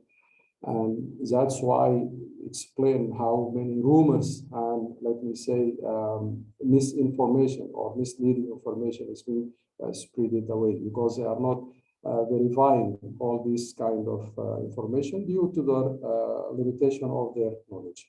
The second category, the intellectual people, who are representing in some groups to explain or express their political parties or thoughts or any other organization or habits. They may be just independent personalities, given their educational level, because they have some kind of intellectual. So it's helped them to introduce some kind of let me say, develop opinion on all these things. And the third party are the political elites. And Twitter now is classified as a political elite platform.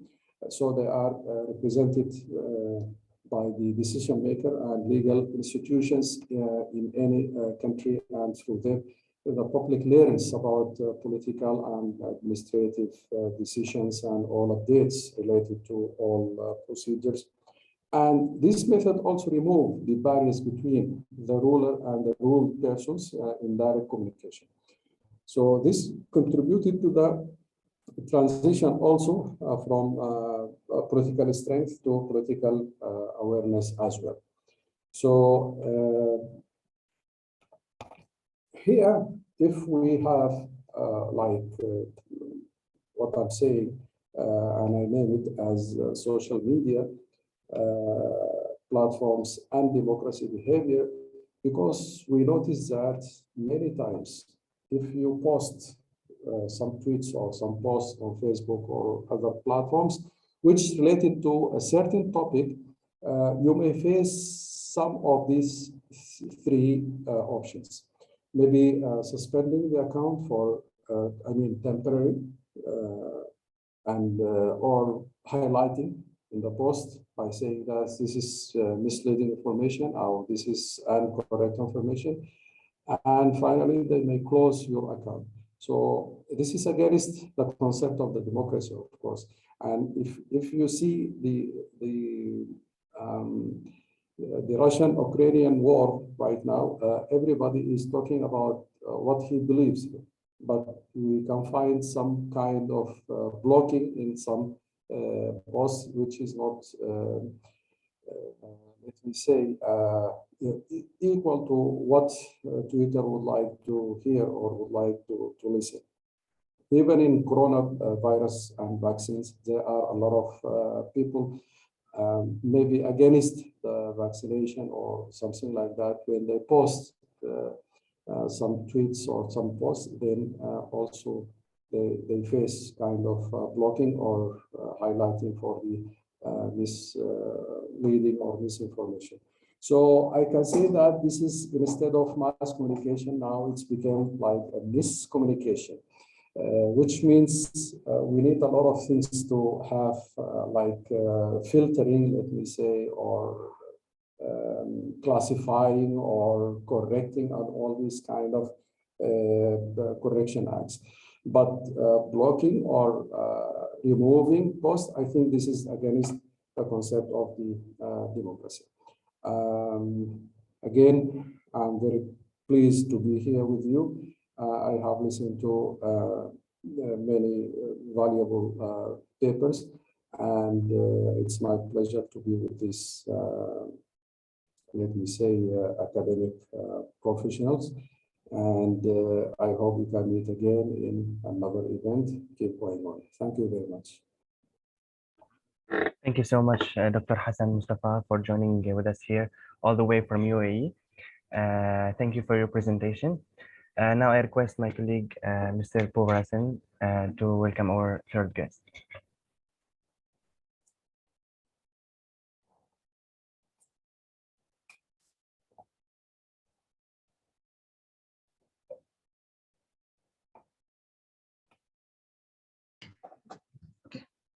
Hello, everyone. I am Poo Rasanji, Research Scholar, Department of Visual Communication, SRM Institute of Science and Technology. I am glad to invite our next delegate, Dr. S. Nandakumar, Professor and Head of the Department of Journalism and Mass Communication in Periyar University, Salem. He completed his postgraduate, MPhil and PhD in Madras University. Professor Nandakumar worked as a sub-editor in Tamilan newspaper and correspondent reporter in Dinamala newspaper. Brad Henry once said, "A good teacher can inspire hope, ignite the imagination, and instill a love of learning." To enhance this quote, Professor Nandakumar served as an assistant professor in Madras University for 10 years and serving as an associate professor in Periyar University for more than 10 years.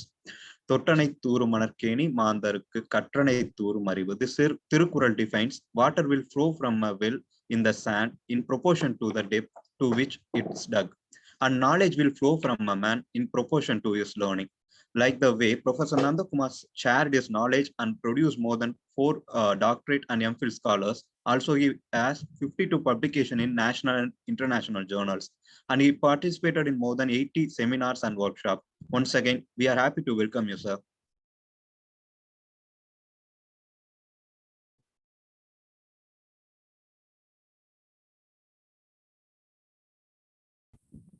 Sir, you can unmute yourself.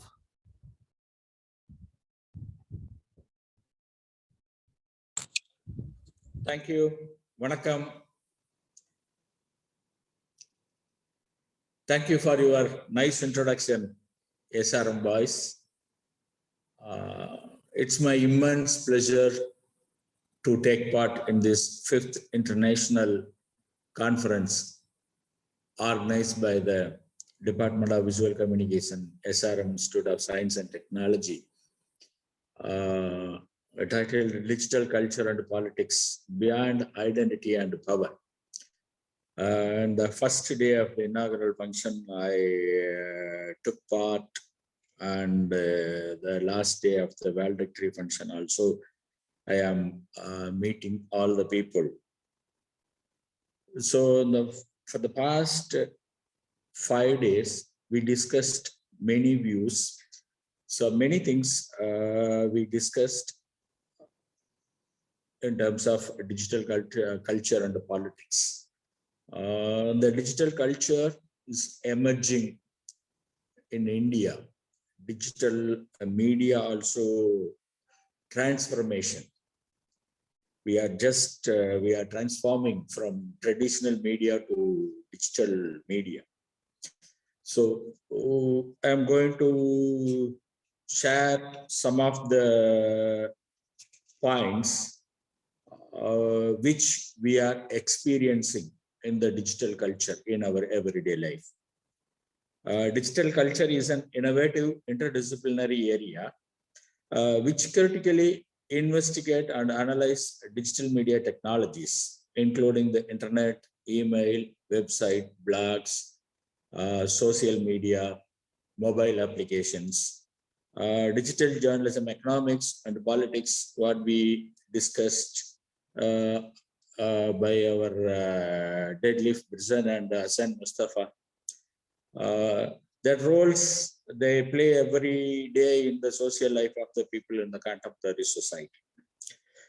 Digital culture places an intelligent, interactive, and network mobile technology in the context of media studies, cultural studies, new media studies, science and technology studies, sociology, media arts, in fact, visual communication and philosophy, to understand the many changes associated with digital media and become an expert in the recent development in this area. In the practice of digital culture, media are remade in the digital environment in the process that combines the appealing parts of existing forms of media.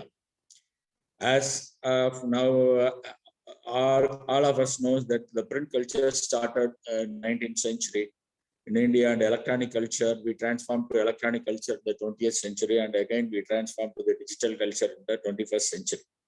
With additional functionalities made possible by new ICTs and digital networking capabilities, that is the internet, transhumanism, artificial intelligence, cyber ethics, security, privacy, and policy.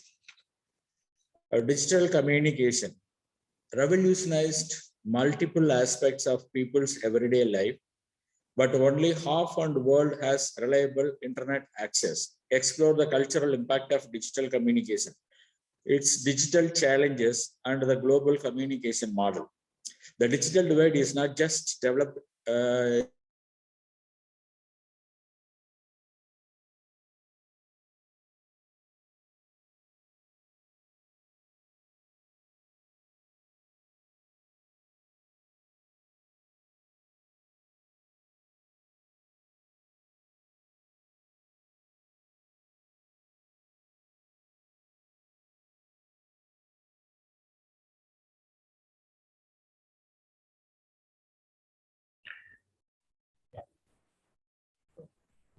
It seems that Dr. Nandakumar is facing some network issues. We'll wait for 2 minutes.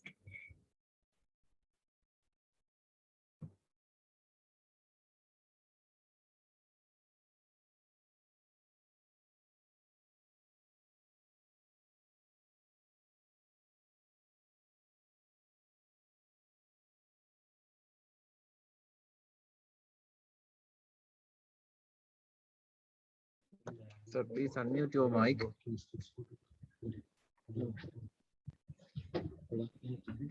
Dr. Nandakumar, can you please unmute your mic? Yes, thank you. Thank you. And lower income people cannot afford high-speed access and devices. Digital communication implies technologies such as computers, mobile devices, and even television sets to communicate. Around the globe, in the short period, the digital information communication technology have deeply changed the everyday life of the people as digitized lives. This addresses the issues like gender relations, sexualities, politics, education, and race. The digital form of the communications can be email, social media platform like Twitter and Facebook, or video technologies like Skype and YouTube. The technology is providing the connection instead of face-to-face interaction. Especially in written digital communication, the context of communication, including emotions and non-verbal cues that play such an important role in cultures, can be missed or absent. The digital communication technology has converged in the palms of people as digital smartphones with its creative applications. Every day we are using many mobile apps. Technology brings culture even closer. However, only half the world population has internet access. This is the digital divide, which is the ability to access technology. There is an argument in the worldwide that the spread of digital network will mean for relatively well-established culture in the tangible world, or predict with any certainty how culture will evolve in the digital platform. Digital technologies like social media have allowed us to communicate and share in real time around the globe and across traditional culture boundaries. The digital divide, however, may in fact create an even greater separation between culture that are connected from those that are not. How has digital media influenced the culture? The digital media, especially social media, influenced our culture in both positive and negative ways. Social media has been a major part of our everyday life. Social media increased the connections between people and created the environment in which you can share information, news, views, and opinions in the form of text or pictures or audio visuals. Social media improved creativity and social awareness for our society by interacting with other people and sharing new ideas and opinions. It is also important for any kind of business at some point. Social media developed international business and marketing. People prefer to buy stuff online. Social media create an opportunity to widen your world and make new friends from other part of the world. It is easier learn about breaking news on social media because it has unlimited access and flexibility. But many times the social media spreads the fake news. People used to access, subscribe, the OTT platform also watch digital content.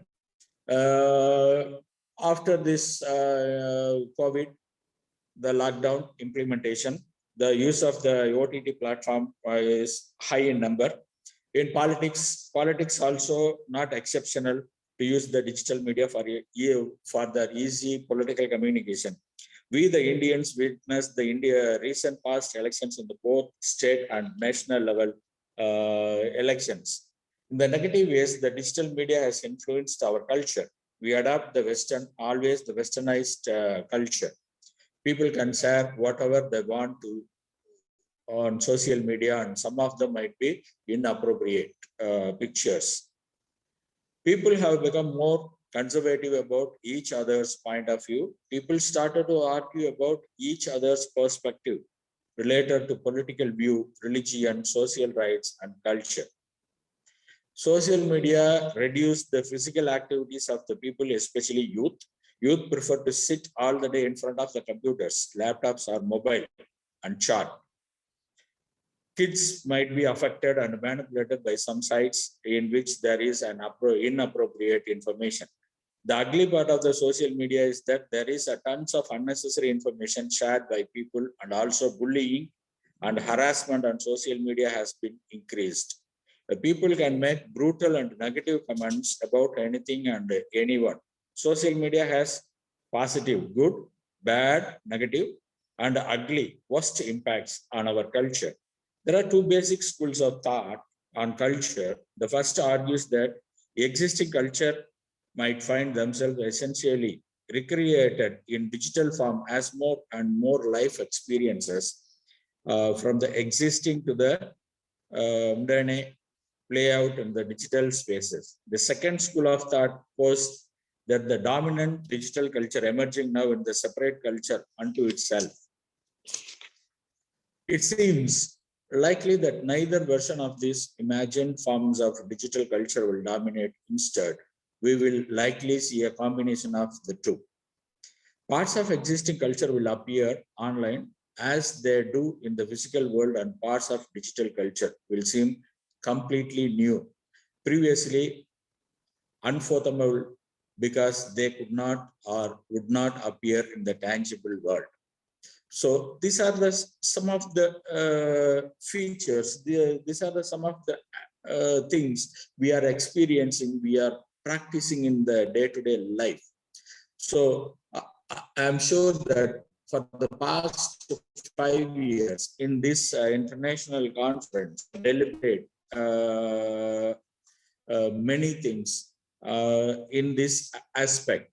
So for which to control over the social media and the digital media and regulate all these things to emergence of this digital culture and all these things.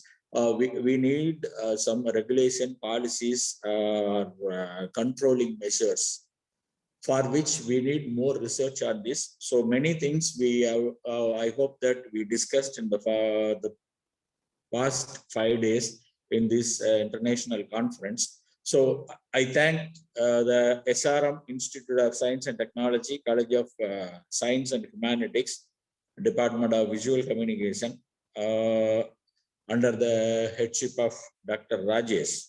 Not only Rajesh, I thank all the team members, all the faculty of this Department of Visual Communication, teaching and non-teaching, for wonderfully organizing in this 5-day international seminar. So we should not stop like in this point. So the discussions, deliberations should be brought to the concerned authority to make a policy and to draft the regulation and all these things. And also all the papers, I request the organizers to go for publication in form of a journal article or any conference manual like this. Publication is very important. And also I thank the SRM Institute management and the faculty and non-teaching staff of this Department of Visual Communication. accepting me to act as one of the advisory committee members of this conference. Okay, thank you.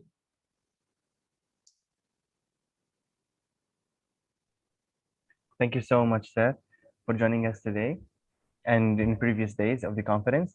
Now I call upon Dr. Padmanabhan to give a note about the conference.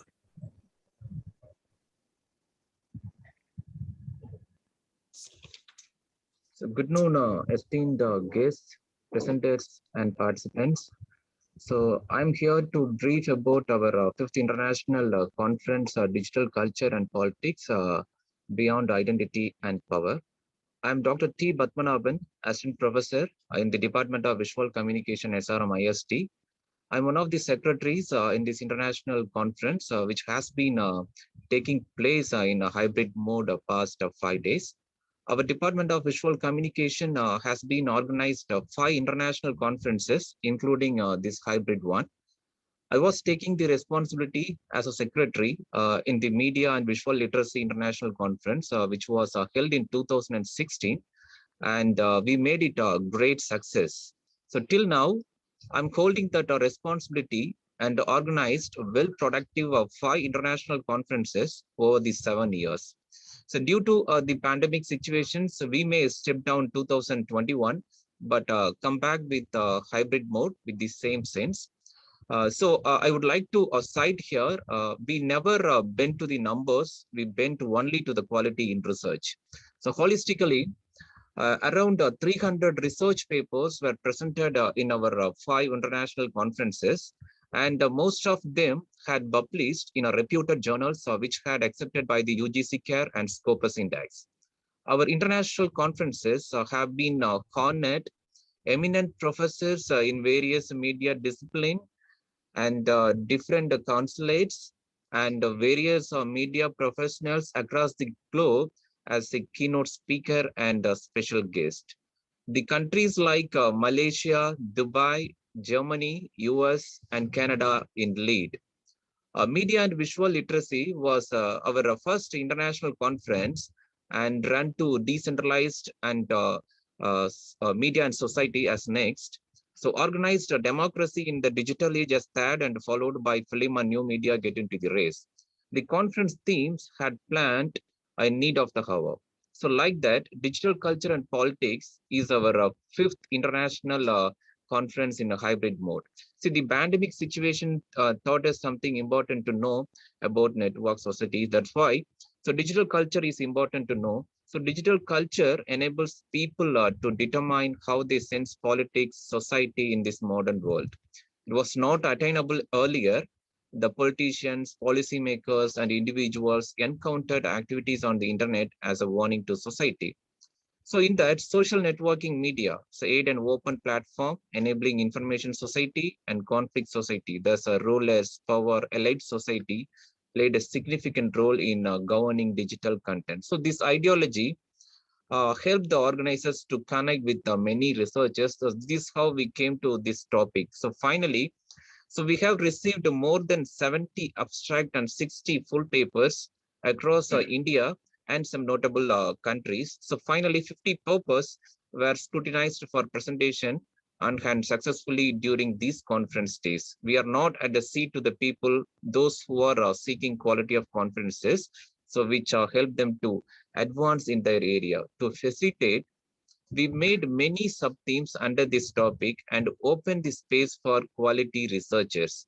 So which helps the researchers to present their work under the different themes like media and politics, media and culture, media and communication, media and gender, and social media in the 5th International Conference. The conference has started with the important topic, the current period, the metaverse, and end with covered the theme of digital culture today.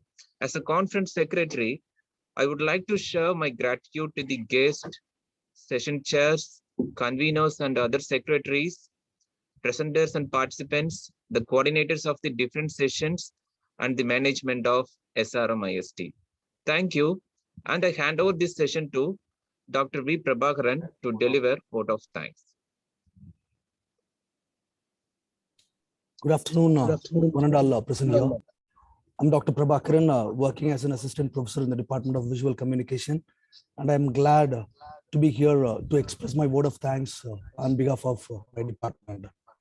Nandri Marapadu, Nandrandru. It's never good to let the thought of good things done to you pass away. That's a Kural 108. I would like to extend my gratitude to SRM management for the support and the opportunity to conduct conference and other events in our departments all the time. I thank our Dean, Dr. Doraisamy, who have given the presidential address during the inauguration ceremony of our conference, and not only for that, but for all the support towards all academic matters. And I thank our Deputy Dean, Dr. Albert Anthony Raj, for his encouragement and interest towards WISCOM related events. My sincere thanks goes to our advisory committee members, Dr. G. Balasubramania Raja, Professor and Head, Department of Communication, Manonmaniam Sundaranar University, Tirunelveli, for his support from our first conference to till date, and I'm sure his support and guidance will continue forever. Thank you, sir. And Dr. S. NANDAKUMAR, Professor and Head, Department of Journalism and Mass Communication, Periyar University, Salem. The affiliation with him started at least 2 decades ago for us, not only for me, for most of the people sharing the stage today. He was faculty when I was doing my master's in University of Madras in 2001, 2003. Thank you, sir, for your support and guidance. I would like to express my sincere thanks to Professor Dr. John V. Pavlik, professor from Rutgers, the State University of New Jersey, USA. When we approached him, he accepted our invite immediately and delivered the inaugural address. I thank Dr. DETLEF, Professor Justus-Liebig-University, Germany, for his felicitation address. In fact, he has recorded session for us as a surprise. He has joined in live too. Thank you, Professor. My sincere thanks goes to Dr. Hassan, Associate Professor, Dean, Associate Professor and Dean, College of Mass Communication, Alfalah University, Dubai, for his valedictory address. In spite of his busy schedule, he's with us now online. Thank you, Professor. And it was a great pleasure listening to you. I would like to thank all our session heads, Dr. Satish Kumar, Associate Professor and Chairperson, Department of Journalism and Mass Communication, Coimbatore University, Karnataka, Dr. Umesh Arya, Associate Professor and Dean, Department of Communication, Management and Technology, Guru Jambeshwar University and University of Science and Technology, Haryana, Dr. Beulah Rachel, Associate Professor and Head in Charge, Department of Journalism and Mass Communication, University of Madras, Chennai, and Dr. Muhammad Ali, Associate Professor and Head, Department of Journalism and Mass Communication, University of Calicut, Kerala. Thank you, professors, for your time and involvement in all the technical sessions. Thank you. And it's time to thank all my fellow colleagues, faculty members. Even like this cannot happen over a day or over a night.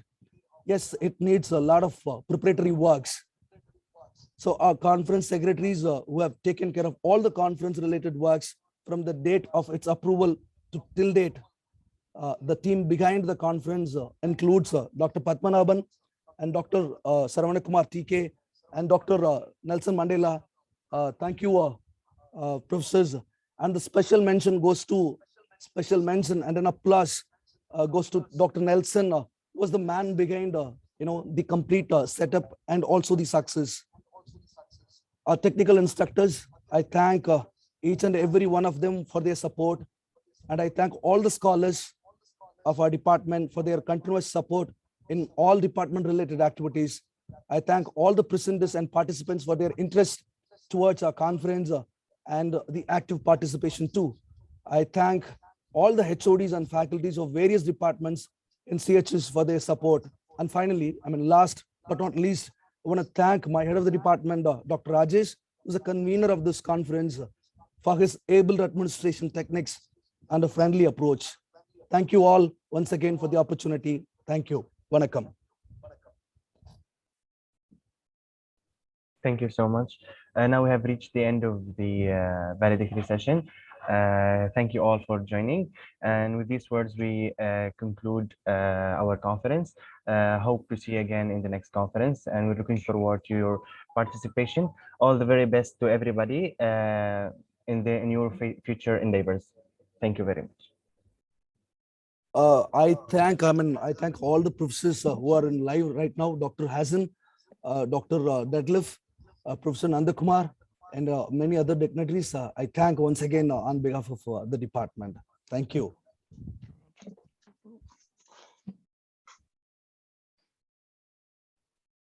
Ready, Akka?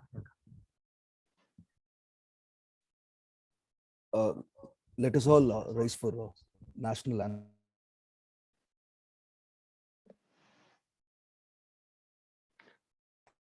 That's the Indian national anthem, Professor.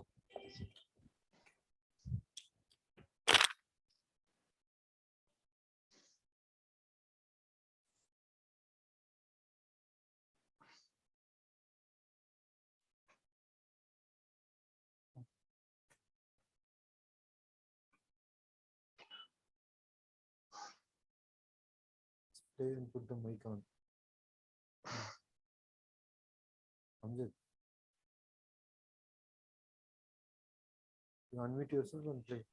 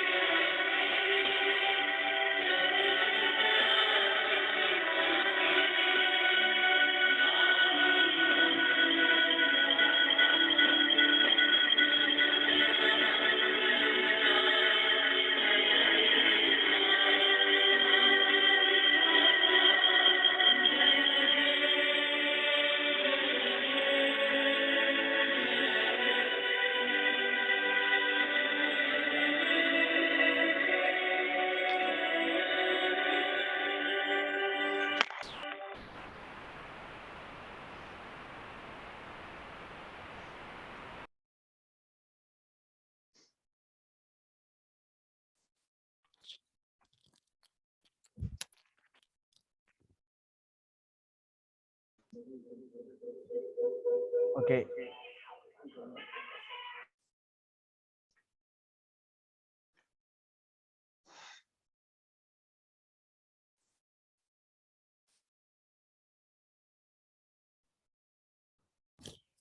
So with this, we have completed our international conference officially.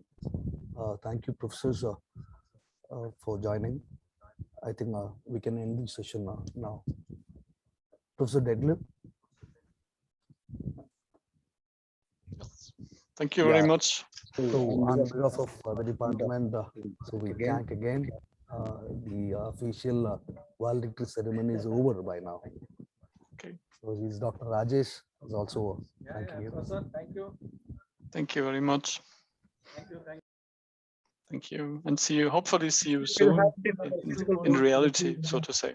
Okay. Yes, Thank you. Professor Detlef. I mean, we do have connections with German embassy here. Yeah. If time permits, as you said, we'd love to see you in our campus once.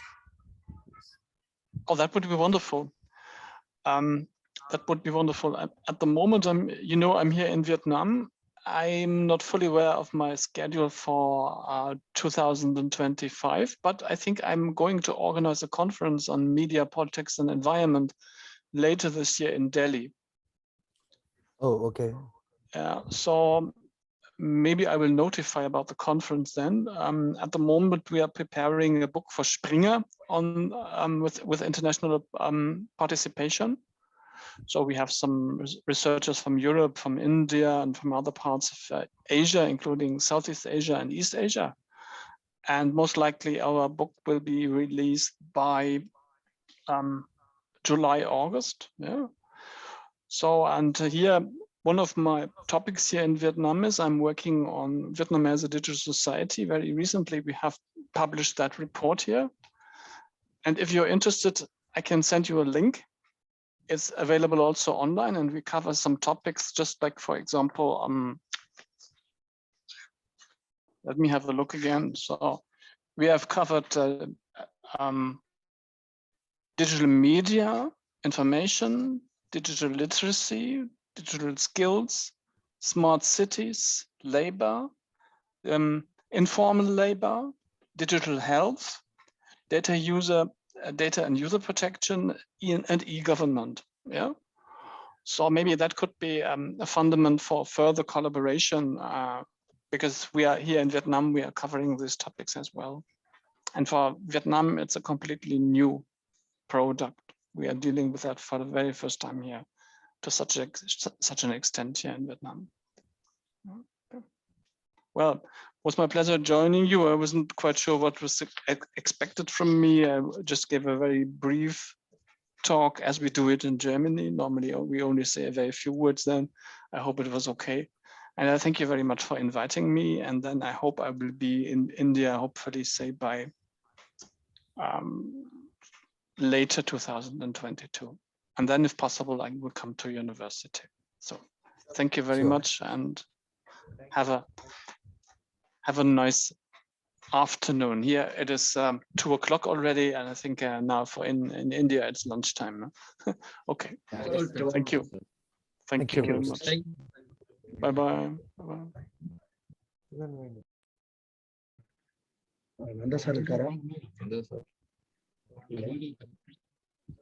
Sir, Nandakumar, sir. So any information regarding education?